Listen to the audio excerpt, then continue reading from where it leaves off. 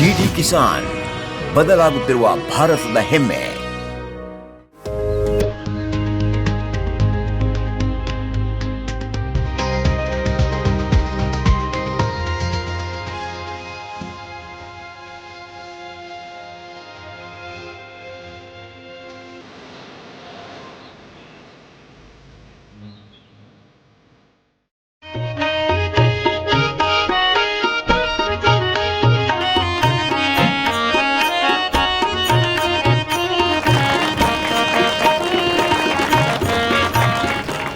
ವಕ್ರತುಂಡ ಮಹಾಕಾಯ ಸೂರ್ಯಕೋಟಿ ಸಮಪ್ರಭಾ ನಿರ್ವಿಘ್ನಂ ಕುರುಮೇ ದೇವ ಸರ್ವಕಾರ್ಯೇಷು ಸರ್ವದಾ.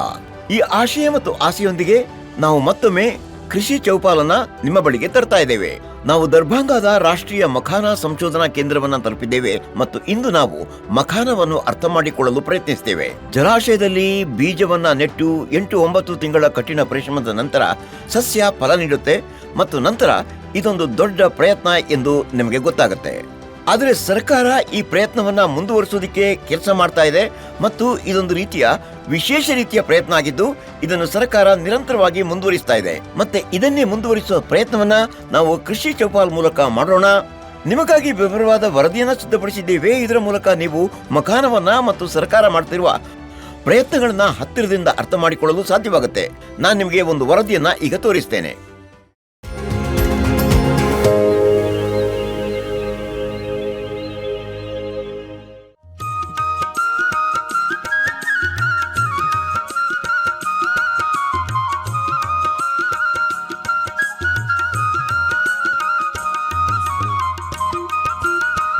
ಕಪ್ಪು ವಜ್ರ ಎಂದು ಕರೆಯಲ್ಪಡುವ ಮಖಾನ ಒಂದು ರೀತಿಯ ಜಲಸಸ್ಯವಾಗಿದೆ. ನಮ್ಮ ದೇಶದಲ್ಲಿ 80% ಮಖಾನ ಕೃಷಿಯನ್ನು ಬಿಹಾರದಲ್ಲಿ ಮಾಡಲಾಗುತ್ತದೆ. ಬಿಹಾರದಲ್ಲಿ ಮುಖ್ಯವಾಗಿ ಮಖಾನ ಉತ್ಪಾದಿಸುವ ಜಿಲ್ಲೆಗಳು ದರ್ಭಂಗ, ಮಧುಬನಿ, ಸಹರಸಾ, ಸೌಪಾಲ್, ಅರರಿಯಾ, ಸೀತಾಮಡಿ, ಕಿಶನ್ಗಂಜ್, ಪೂರ್ಣಿಯಾ ಮತ್ತು ಕಟಿಹಾರ್.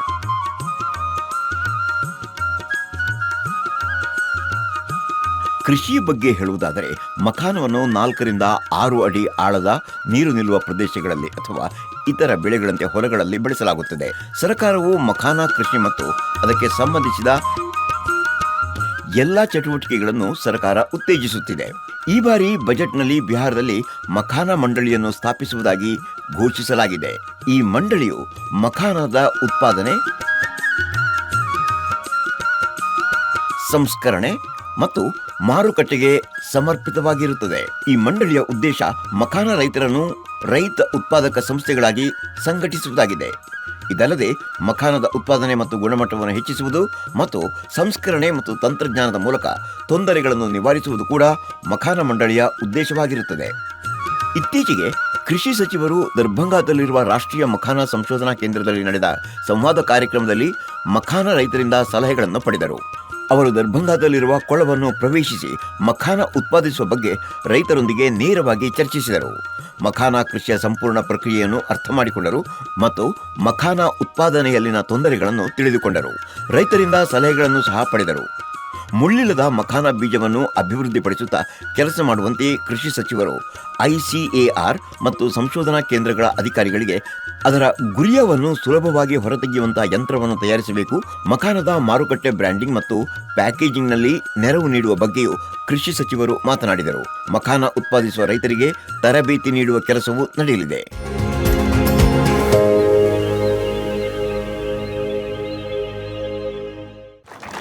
ನೀವು ಈ ವಿವರವಾದ ವರದಿಯನ್ನು ನೋಡಿದ್ರಿ. ಈ ವರದಿಯ ನಂತರ ನಾನು ನಿಮ್ಮಲ್ಲಿ ಒಂದು ವಿಷಯ ಕೇಳಬಯಸ್ತೀನಿ. ಈಗ ನೀವು ಎಷ್ಟು ಬಾರಿ ಮಖಾನ ತಿಂತೀರಿ ಅಂತ ಹೇಳಿ. ದಿನಕ್ಕೆ ಒಮ್ಮೆ ತಿಂತೀರಿ, ವಾರಕ್ಕೊಮ್ಮೆ ತಿಂತೀರಿ, ತಿಂಗಳಿಗೊಮ್ಮೆ ಅಥವಾ 365-300 ದಿನಗಳು ತಿಂತೀರಿ. ನಾನಿದನ್ನು ಯಾಕೆ ಹೇಳ್ತಿದ್ದೀನಿ ಅಂದರೆ, ನಮ್ಮ ದೇಶದ ಪ್ರಧಾನಮಂತ್ರಿ ಶ್ರೀ ನರೇಂದ್ರ ಮೋದಿಯವರು 365 ದಿನಗಳಲ್ಲಿ 300 ದಿನ ಮಖಾನವನ್ನು ತಿಂತಾರೆ. ಅವರು ಹಾಗೆ ಹೇಳಿದ್ದಾರೆ. ಅವರು ಮಖಾನ ಬಗ್ಗೆ ಬಹಳಷ್ಟು ಹೇಳಿದರು. ಅದನ್ನು ಲೋಕಲ್ನಿಂದ ಗ್ಲೋಬಲ್ ಮಟ್ಟಕ್ಕೆ ಕೊಂಡೊಯ್ಯುವುದು, ಜಾಗತಿಕ ಭೂಪಟದಲ್ಲಿ ಈ ಮಖಾನದ ಗುರುತನ್ನು ಅಳಿಸಲಾಗದಂತೆ ಮಾಡೋದು. ಈ ಮಖಾನದ ಬಗ್ಗೆ ನರೇಂದ್ರ ಮೋದಿ ಅವರು ತಮ್ಮ ಮನದಾಳದ ಕೆಲವು ಮಾತುಗಳನ್ನು ಹೇಳಿದ್ದಾರೆ. ಇದನ್ನು ನೀವು ಕೇಳಬೇಕಾದ್ದು ಬಹಳ ಅಗತ್ಯವಾಗಿದೆ. ಇದನ್ನು ಈಗ ಕೇಳಿ.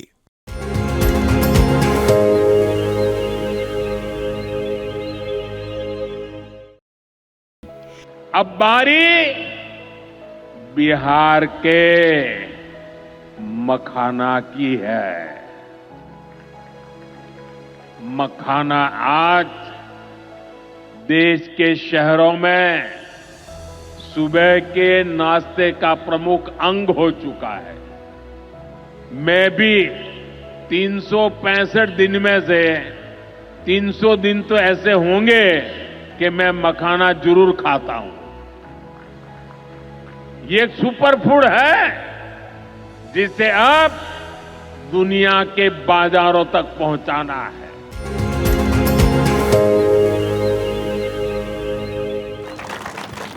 ಹಾಗಾದರೆ ಈಗ ನಮ್ಮ ಕಾರ್ಯಕ್ರಮದ ಮೊದಲ ಸೆಷನ್ ಅನ್ನು ಪ್ರಾರಂಭಿಸೋಣ. ಇದರಲ್ಲಿ ನಾವು ಮಖಾನ ಉತ್ಪಾದನೆಯ ಮುಂದುವರಿದ ತಂತ್ರಜ್ಞಾನದ ಬಗ್ಗೆ ಮಾತಾಡ್ತೀವಿ. ಮಖಾನದ ಮುಂದುವರಿದ ಉತ್ಪಾದನಾ ತಂತ್ರಜ್ಞಾನದ ಬಗ್ಗೆ ಮಾತಾಡ್ತೀವಿ. ಈ ಸೆಷನ್ ನಲ್ಲಿ ನನ್ನ ಜೊತೆ ಕೆಲವು ವಿಶೇಷ ಅತಿಥಿಗಳಿದ್ದಾರೆ. ನಾನು ನಿಮಗೆ ಪರಿಚಯಿಸ್ತಾ ಇದ್ದೀನಿ. ಡಾಕ್ಟರ್ ಮನೋಜ್ ಕುಮಾರ್, ರಾಷ್ಟ್ರೀಯ ಮಖಾನ ಸಂಶೋಧನಾ ಕೇಂದ್ರದ ಹಿರಿಯ ವಿಜ್ಞಾನಿ. ನನ್ನ ಜೊತೆಗಿದ್ದಾರೆ ಡಾಕ್ಟರ್ BR ಜಾನಾ ಸಾಬ್, ದರ್ಭಂಗದ ರಾಷ್ಟ್ರೀಯ ಮಖಾನ ಸಂಶೋಧನಾ ಕೇಂದ್ರದ ಹಿರಿಯ ವಿಜ್ಞಾನಿ. ಡಾಕ್ಟರ್ ಜಾನಾ ಸಾಬ್, ಸ್ವಾಗತ ನಿಮಗೆ. ನನ್ನ ಜೊತೆಗಿದ್ದಾರೆ ಡಾಕ್ಟರ್ SM ರಾವುತ್ ಸಾಹೇಬರು, ದರ್ಭಂಗದ ರಾಷ್ಟ್ರೀಯ ಮಖಾನ ಸಂಶೋಧನಾ ಕೇಂದ್ರದ ವಿಜ್ಞಾನಿ. ನಮಸ್ಕಾರ ಸರ್. ನನ್ನ ಹತ್ತಿರ ಇರುವವರು ನೀವೇ. ನಿಮ್ಮಿಂದಲೇ ಪ್ರಾರಂಭಿಸ್ತೀನಿ. ಹಾಗಾದ್ರೆ ಡಾಕ್ಟರ್ ಮನೋಜ್, ನಾವು ಮಖಾನ ಕೃಷಿಯ ಬಗ್ಗೆ ಮಾತಾಡುವಾಗ ಬಿಹಾರ ಇದಕ್ಕೆ ಹೆಸರುವಾಸಿಯಾಗಿದೆ. ಈಗ ಬಿಹಾರದ ಕೃಷಿ, ಬಿಹಾರದ ಭೂಮಿ ಯಾಕೆ ಭಿನ್ನವಾಗಿದೆ? ಇದರಲ್ಲಿ ವಿಶೇಷತೆ ಏನಿದೆ?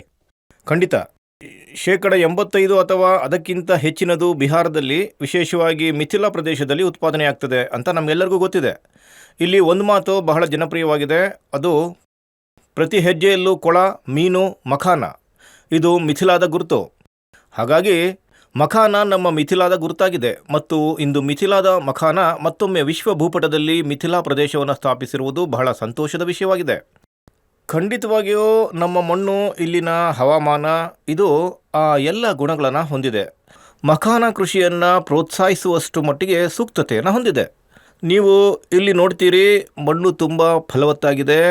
ನಮಗೆ ಇಲ್ಲಿ ಹೆಚ್ಚಿನ ಸಂಖ್ಯೆಯ ಕೊಳಗಳಿವೆ. ಸಾಂಪ್ರದಾಯಿಕವಾಗಿ ಮಖಾನವನ್ನು ಕೊಳಗಳಲ್ಲಿ ಬೆಳೆಯಲಾಗ್ತಿತ್ತು. ಮತ್ತು ಮಖಾನವನ್ನು ಬೆಳೆಸಲಾಗುತ್ತಿದ್ದ ಕೊಳಗಳ ಸಂಖ್ಯೆಯು ಸಾಂಪ್ರದಾಯಿಕವಾಗಿ ಸಾಕಷ್ಟು ಹೆಚ್ಚಾಗಿತ್ತು. ಇದಲ್ಲದೆ ನೀರಿನ ಲಭ್ಯತೆಯನ್ನು ನೋಡಿದರೆ ಇತರ ಪ್ರಾಂತ್ಯಗಳಿಗೆ ಹೋಲಿಸಿದರೆ ನಮ್ಮ ಈ ಉತ್ತರ ಬಿಹಾರದ ಪ್ರದೇಶ ಮತ್ತು ಮಿಥಿಲಾ ಪ್ರದೇಶಗಳಲ್ಲಿ ಪ್ರಮಾಣಕ್ಕೆ ಅನುಗುಣವಾಗಿ ಲಭ್ಯತೆ ಹೆಚ್ಚು. ಮತ್ತು ಈ ಎಲ್ಲ ವಿಷಯಗಳ ಹೊರತಾಗಿ ಇಲ್ಲಿ ಮಖಾನ ಕೃಷಿಗೆ ಸಹಾಯಕವಾಗುವ ಪ್ರಮುಖ ಇನ್ನೊಂದು ವಿಷಯವೆಂದರೆ ಮಿಥಿಲಾದ ರೈತರು, ಇಲ್ಲಿನ ಕಾರ್ಮಿಕರು ಮಖಾನ ಉತ್ಪಾದನೆ ಮತ್ತು ಸಂಸ್ಕರಣೆಗೆ ಅಗತ್ಯವಾದ ಕೌಶಲ್ಯಗಳನ್ನೆಲ್ಲ ಹೊಂದಿದ್ದಾರೆ. ಸರಿ, ಈಗ ಕೆಲವು ರೈತ ಸೋದರರು ನಮ್ಮ ಜೊತೆ ಸೇರ್ಕೊಂಡಿದ್ದಾರೆ. ಮತ್ತೆ ಈ ಸಮಯದಲ್ಲಿದ್ದಾರೆ ರಾಮ್ ಪ್ರಸಾದ್ ಸಹಾನಿ ಸಾಹೇಬರು. ಇವರು ಬಿರೌಲ್ ದರ್ಭಾಗದಿಂದ ಬಂದಿದ್ದಾರೆ. ರಾಮ್ ಪ್ರಸಾದ್ ಅವರೇ, ಈಗ ಕೇಳಿ ನಿಮ್ಮ ಪ್ರಶ್ನೆಯನ್ನ. ನಮ್ಮ ಮಖಾನ ಉತ್ಪಾದನೆಯನ್ನು ಹೆಚ್ಚಿಸೋದಕ್ಕೆ ಯಾವ ಹೊಸ ತಾಂತ್ರಿಕ ಬದಲಾವಣೆ ಮಾಡಲಾಗಿದೆ? ಇದರಿಂದ ನಾವು ಹೆಚ್ಚಿನ ಲಾಭ ಹೇಗೆ ಪಡೆಯಬಹುದು? ನಮ್ಮ ರಾಷ್ಟ್ರೀಯ ಮಖಾನ ಸಂಶೋಧನಾ ಕೇಂದ್ರವು ಅಭಿವೃದ್ಧಿಪಡಿಸಿದ ಮೊದಲ ಪ್ರಮುಖ ತಂತ್ರಜ್ಞಾನವೆಂದರೆ ಸ್ವರ್ಣ ವೈದೇಹಿ ತಳಿಯ ಅಭಿವೃದ್ಧಿ. ಸ್ವರ್ಣ ವೈದೇಹಿ ಹೆಚ್ಚು ಇಳುವರಿ ನೀಡುವ ವಿಧವಾಗಿದ್ದು, ಪ್ರತಿ ಹೆಕ್ಟೇರ್ಗೆ 28ರಿಂದ 30 ಕ್ವಿಂಟಾಲ್ ಉತ್ಪಾದನಾ ಸಾಮರ್ಥ್ಯವನ್ನು ಹೊಂದಿದೆ. ಸಾಂಪ್ರದಾಯಿಕವಾಗಿ ನಾವು ಅದನ್ನು ಕೆರೆಗಳಲ್ಲಿ ಬೆಳೆಸುತ್ತಿದ್ದಾಗ, ಮಖಾನವನ್ನು ಬೆಳೆಸುತ್ತಿದ್ದಾಗ ನಮ್ಮ ಉತ್ಪಾದಕತೆ ಪ್ರತಿ ಹೆಕ್ಟೇರ್ಗೆ 14ರಿಂದ 16 ಕ್ವಿಂಟಲ್ಗಳಷ್ಟಿತ್ತು. ಆದರೆ ನೀವು ನಮ್ಮ ಸುಧಾರಿತ ತಳಿಯಾದ ಸ್ವರ್ಣ ವೈದೇಹಿಯನ್ನು ಬೆಳೆಸಿದರೆ ನೀವು ಪ್ರತಿ ಹೆಕ್ಟೇರ್ಗೆ 28ರಿಂದ 30 ಕ್ವಿಂಟಾಲ್ಗಳಷ್ಟು ಉತ್ಪಾದನೆಯನ್ನು ಪಡೆಯಬಹುದು. ಮತ್ತು ಇತ್ತೀಚಿನ ದಿನಗಳಲ್ಲಿ ಈ ಪ್ರದೇಶವು ವಿಸ್ತರಿಸುತ್ತಿರುವುದನ್ನು ನೀವು ನೋಡ್ತಿದ್ದೀರಿ. ಮತ್ತು ಸ್ವರ್ಣ ವೈದೇಹಿ ತಳಿಯು ಅದರಲ್ಲಿ ಬಹಳ ಮುಖ್ಯವಾದ ಕೊಡುಗೆಯನ್ನು ನೀಡ್ತಾ ಇದೆ. ಇದರ ಹೊರತಾಗಿ ಆಗಿರುವ ಇತರ ಬದಲಾವಣೆಗಳು, ಸಾಂಪ್ರದಾಯಿಕವಾಗಿ ಕೊಳಗಳಲ್ಲಿ ಕೃಷಿ ಮಾಡಲಾಗ್ತಿತ್ತು. ಆದರೆ ಈಗ ಹೊಲ ವಿಧಾನದ ಮೂಲಕ ಕೃಷಿ ಮಾಡುವುದು ಸಾಧ್ಯವಾಗಿದೆ. ಈಗ ನೀವು ಕಡಿಮೆ ನೀರಿನಲ್ಲಿ, 1 ಅಡಿ ನೀರಿನಲ್ಲಿ, 1.5 ಅಡಿ ನೀರಿನಲ್ಲಿ ಕಮಲದ ಬೀಜವನ್ನು ಬಹಳ ಸುಲಭವಾಗಿ ಬೆಳೆಸಬಹುದು. ಇದಲ್ಲದೆ ನೀವು ನೋಡಿದರೆ ಈ ಬೆಳೆ ರಕ್ಷಣೆಯ ಹೊಸ ತಂತ್ರಜ್ಞಾನ, ಮಣ್ಣು ಮತ್ತು ನೀರಿನ ಸಂರಕ್ಷಣೆಗಾಗಿ ತಂತ್ರಗಳು, ಪೋಷಕಾಂಶ ನಿರ್ವಹಣಾ ತಂತ್ರಗಳನ್ನು ಅಭಿವೃದ್ಧಿಪಡಿಸಲಾಗಿದೆ. ಮತ್ತು ಈ ಎಲ್ಲ ವಿಷಯಗಳ ಜೊತೆಗೆ ನಾವು ಹೆಚ್ಚಿನ ಸಂಖ್ಯೆಯ ರೈತರಿಗೆ ತಾಂತ್ರಿಕ ತರಬೇತಿಯನ್ನು ನೀಡಿದ್ದೇವೆ. ನೀವು ನೋಡಿದರೆ ಕಳೆದ 5 ವರ್ಷಗಳಲ್ಲಿ ನಾವು 3,000ಕ್ಕೂ ಹೆಚ್ಚು ರೈತರಿಗೆ ಮಖಾನ ಕೃಷಿ, ಮಖಾನ ಸಂಸ್ಕರಣೆಗಾಗಿ ತರಬೇತಿ ನೀಡಿದ್ದೇವೆ ಮತ್ತು ಅವರಿಗೆ ಅಗತ್ಯವಿರುವ ಎಲ್ಲ ತಾಂತ್ರಿಕ ಬೆಂಬಲವನ್ನು ಒದಗಿಸಿದ್ದೇವೆ. ಇತ್ತೀಚಿನ ದಿನಗಳಲ್ಲಿ ಮಖಾನ ಕೃಷಿ ವೇಗವಾಗಿ ವಿಸ್ತರಿಸಿದೆ ಮತ್ತು ಅದೇ ಸಮಯದಲ್ಲಿ ನಿಮ್ಮ ಮತ್ತು ನಿಮ್ಮಂತಹ ಮಖಾನ ಕೃಷಿಯಲ್ಲಿ ತೊಡಗಿರುವ ಇತರ ರೈತರ ಆದಾಯವು ನಿರೀಕ್ಷೆಗೂ ಮೀರಿ ಹೆಚ್ಚಾಗಿದೆ. ಡಾಕ್ಟರ್ ಜಾನ ನನ್ನ ಜೊತೆಗಿದ್ದಾರೆ. ಡಾಕ್ಟರ್ ಜಾನ, ವಾಸ್ತವದಲ್ಲಿ ಮಖಾನ ಬೇಸಾಯದ ಬಗ್ಗೆ ಮಾತಾಡ್ತಾ ಇದ್ದೀವಿ. ಆದರೆ ಮಖಾನದ ಬೇಸಾಯದ ಹೊರತಾಗಿ ಬೇರೆ ಯಾವುದೇ ಬೆಳೆಯನ್ನ ನಾವು ಆಡ್ ಆನ್ ಮಾಡಬಹುದಾ? ಖಂಡಿತ ಮಾಡಬಹುದು. ಮತ್ತೆ ನಾವು ಸಿಂಗಾಡದ ಬೇಸಾಯ ಮಾಡಿದ್ರೆ ಆಗ ನಮಗೆಲ್ಲ ಹೆಚ್ಚಿನ ಇನ್ಕಮ್ ಸಿಗತ್ತೆ. ಇದಕ್ಕಾಗಿ ಬೇರೆ ಬೇರೆ ರೀತಿಯ ನರ್ಸರಿ ಇರುತ್ತೆ, ಅದಕ್ಕೂ ಸಂಸ್ಕರಣೆ ಬೇಕಾಗತ್ತೆ. ಯಾಕಂದ್ರೆ ಇದು ಇಂಟೆನ್ಸಿವ್ ಫಾರ್ಮಿಂಗ್, ಒಂದು ಬೆಳೆ ನಂತರ ಇನ್ನೊಂದು ಬೆಳೆ ತಗೋಬೇಕಾಗತ್ತೆ. ಮತ್ತೆ ವರ್ಷವಿಡೀ ನೀರು ಅಕ್ಟೋಬರ್ ತನಕ ಇರುತ್ತೆ. ಅದರಲ್ಲಿ ನಾವು ಆಗಸ್ಟ್ ತನಕ ಈ ಮಖಾನದ ಬೆಳೆಯನ್ನ ಬೆಳಿತೀವಿ. ಆನಂತರ ನಾವು ಭತ್ತವನ್ನು ಸಹ ನಾವು ಬೆಳಿಬಹುದಾಗಿದೆ. ಮತ್ತೆ ನವೆಂಬರ್ ನಂತರ ನೀರೇನಾದರೂ ಬತ್ತಿ ಹೋದರೆ ಆಗ ನಾವು ಆ ಹೊಲದಲ್ಲಿ ಗೋಧಿಯನ್ನು ಕೂಡ ಬೆಳೆಯಬಹುದು. ಈಗ ನಿರಂತರವಾಗಿ ರೈತ ಬಾಂಧವರು ಕೂಡ ನಮ್ಮ ಜೊತೆ ಸೇರ್ಕೊಂಡಿದ್ದಾರೆ. ಕೆಲವು ಸೋದರಿಯರು ಇದ್ದಾರೆ, ಅವರ ಪ್ರಶ್ನೆಗಳನ್ನು ಕೇಳೋಣ. ರೀನಾಜಿ ನಮ್ಮ ಜೊತೆ ಸೇರ್ಕೊಂಡಿದ್ದಾರೆ. ರೀನಾ ಕುಮಾರಿ, ಸ್ವಾಗತ. ನಿಮ್ಗೆ ಪ್ರಶ್ನೆ ಕೇಳಿ ನಿಮ್ದು. ನಮಸ್ಕಾರ ಸರ್, ನಾನು ಸದರ್ ಬ್ಲಾಕ್ನಿಂದ ರೀನಾ ಕುಮಾರಿ. ಸರ್, ನನ್ನ ಪ್ರಶ್ನೆ ಏನಂದ್ರೆ, ಮಖಾನ ಉತ್ಪಾದನೆಯನ್ನ ಹೆಚ್ಚಿಸೋದಕ್ಕೆ ಯಾವ ತಳಿಯನ್ನ ಬಳಸಬೇಕು? ನೋಡಿ ರೀನಾ ಅವರೇ, ಈ ಮಖಾನದ ಮೊದಲ ವೆರೈಟಿ ಏನಿದೆ ಅದು ನಮ್ಮ research centre, national research centre for makhana ಅಲ್ಲಿ 2006ರಲ್ಲಿ ಅಭಿವೃದ್ಧಿಪಡಿಸಲಾಗಿದೆ. ಆ ವೆರೈಟಿ ಬಹಳ ಒಳ್ಳೆ ವೆರೈಟಿ.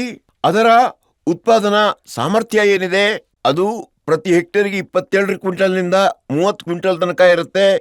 ಮತ್ತೆ ಇದರ ಪ್ರೋಟೀನ್ ಪರ್ಸೆಂಟೇಜ್ ಏನಿದೆ ಅದು 8.0% ಇಂದ ಆರಂಭಿಸಿ 8.5 ತನಕ ಪ್ರೋಟೀನ್ ಸಿಗುತ್ತೆ. ಮತ್ತೆ ಇದು ಮಾತ್ರ ಅಲ್ಲದೆ ಈ ವೆರೈಟಿಯಲ್ಲಿ ಇದರಲ್ಲಿ ಕಾರ್ಬೋಹೈಡ್ರೇಟ್ಗಳು, ಅದು ಅಲ್ಲದೆ ಮ್ಯಾಗ್ನೇಷಿಯಂ, ಕ್ಯಾಲ್ಸಿಯಂ ಕೂಡ ಇವೆ. ಇವು ಒಳ್ಳೆ ಲಾಭವನ್ನ ತಂದುಕೊಡ್ತವೆ.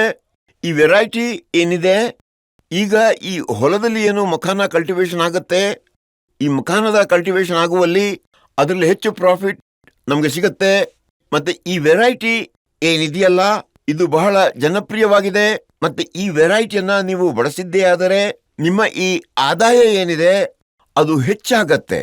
ಸರಿ, ಆದಾಯ ಹೆಚ್ಚಾಗತ್ತೆ, ಉತ್ಪಾದನೆ ಹೆಚ್ಚಾಗತ್ತೆ, ಆದರೆ ವೆಚ್ಚ ಕಡಿಮೆ ಆಗುತ್ತೆ. ಇದನ್ನೇ ಬಯಸೋದು ಪ್ರಧಾನಮಂತ್ರಿ ಶ್ರೀ ನರೇಂದ್ರ ಮೋದಿ ಅವರು. ಮತ್ತೆ ಇದನ್ನೇ ನಾವು ಅರ್ಥ ಮಾಡ್ಕೊಳ್ಳೋದಕ್ಕೆ ಪ್ರಯತ್ನಿಸಬೇಕು. ಈಗ ರಾಹುತ್ ಸಾಹೇಬರು ನಮ್ಮ ಜೊತೆಗಿದ್ದಾರೆ. ರಾಹುತ್ ಸಾಹೇಬ್ರೆ, ಮಖಾನ ಕೊಳಕ್ಕೆ ನಾವು ಹೋಗ್ಲೇಬೇಕು, ಅದನ್ನ ನಾವು ಅಲ್ಲಿ ಉತ್ಪಾದಿಸ್ತೀವಿ ಅಂದ್ರೆ ಒಂದು ಬದಿಯಲ್ಲಿ ಮೀನು ಸಾಕಣೆಯ ಸಾಧ್ಯತೆಯನ್ನ ನಾವು ನೋಡಬಹುದಾ? ಹೌದು, ಖಂಡಿತ. ಮತ್ತೆ ಇದೊಂದು ಉತ್ತಮವಾದ ಪ್ರಶ್ನೆ. ಈ ಚೌಪಾಲ್ನಲ್ಲಿ ನಾನು ನಿಮಗೆ ಹೇಳಲು ಬಯಸ್ತೇನೆ, ಮಖಾನ ಇರುವಂತೆ ಮೀನು ಸಾಕಣೆಯೂ ಇದೆ. ಮತ್ತು ಬಿಹಾರದಲ್ಲಿ ಸುಮಾರು 8 ಲಕ್ಷ ಹೆಕ್ಟೇರ್ ಪ್ರದೇಶವು ಜಲಾವೃತ ಸ್ಥಿತಿಯಲ್ಲಿದೆ. ಮತ್ತು ಇಲ್ಲಿವರೆಗೆ ನಾವು 1 ಲಕ್ಷ ಸಾಗುವಳಿ ಪ್ರದೇಶವನ್ನು ಸಹ ಸಾಧಿಸಿಲ್ಲ. ಹಾಗಾಗಿ ನಮ್ಮಲ್ಲಿ ಮಖಾನ ಬೆಳೆಸಲು, ಮೀನು ಸಾಕಣೆ ಮಾಡಲು ಮತ್ತು ಎರಡರ ಸಮಗ್ರ ಕೃಷಿ ಮಾಡಲು ಅಪಾರ ಸಾಮರ್ಥ್ಯವಿದೆ.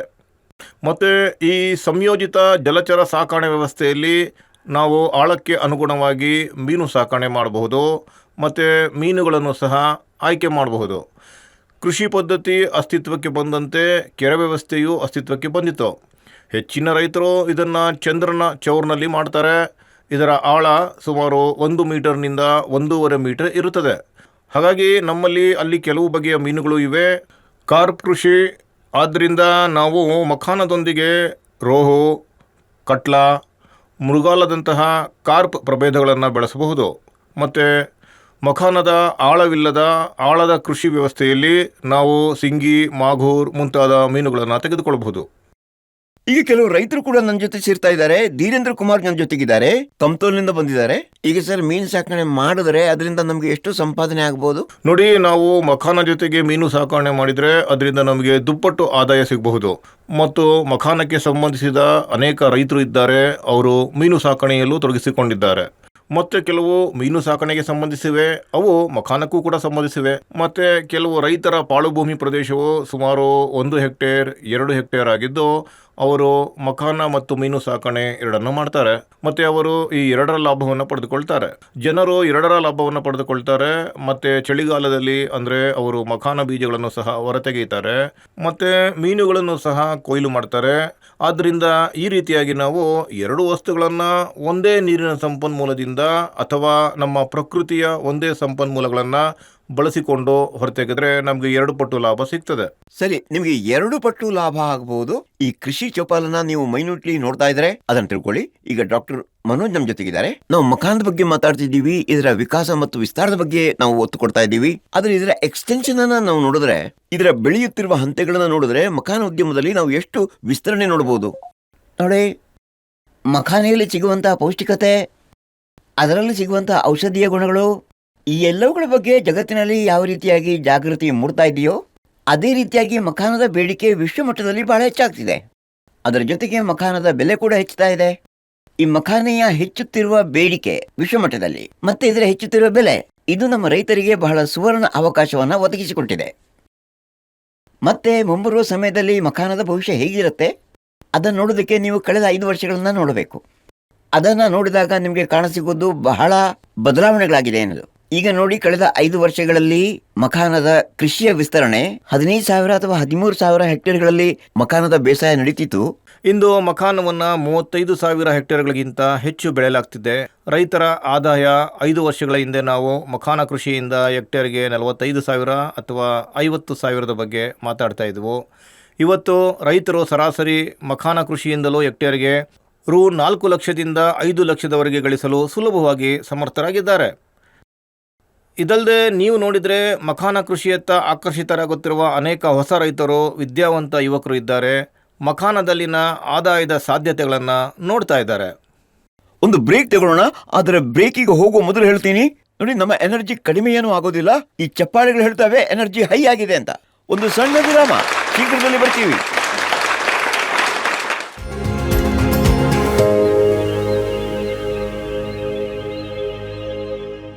ಬ್ರೇಕ್ನ ನಂತರ ಸ್ವಾಗತ. ಈಗ 2ನೇ ಸೆಷನ್ಗೆ ಬಂದಿದ್ದೀವಿ.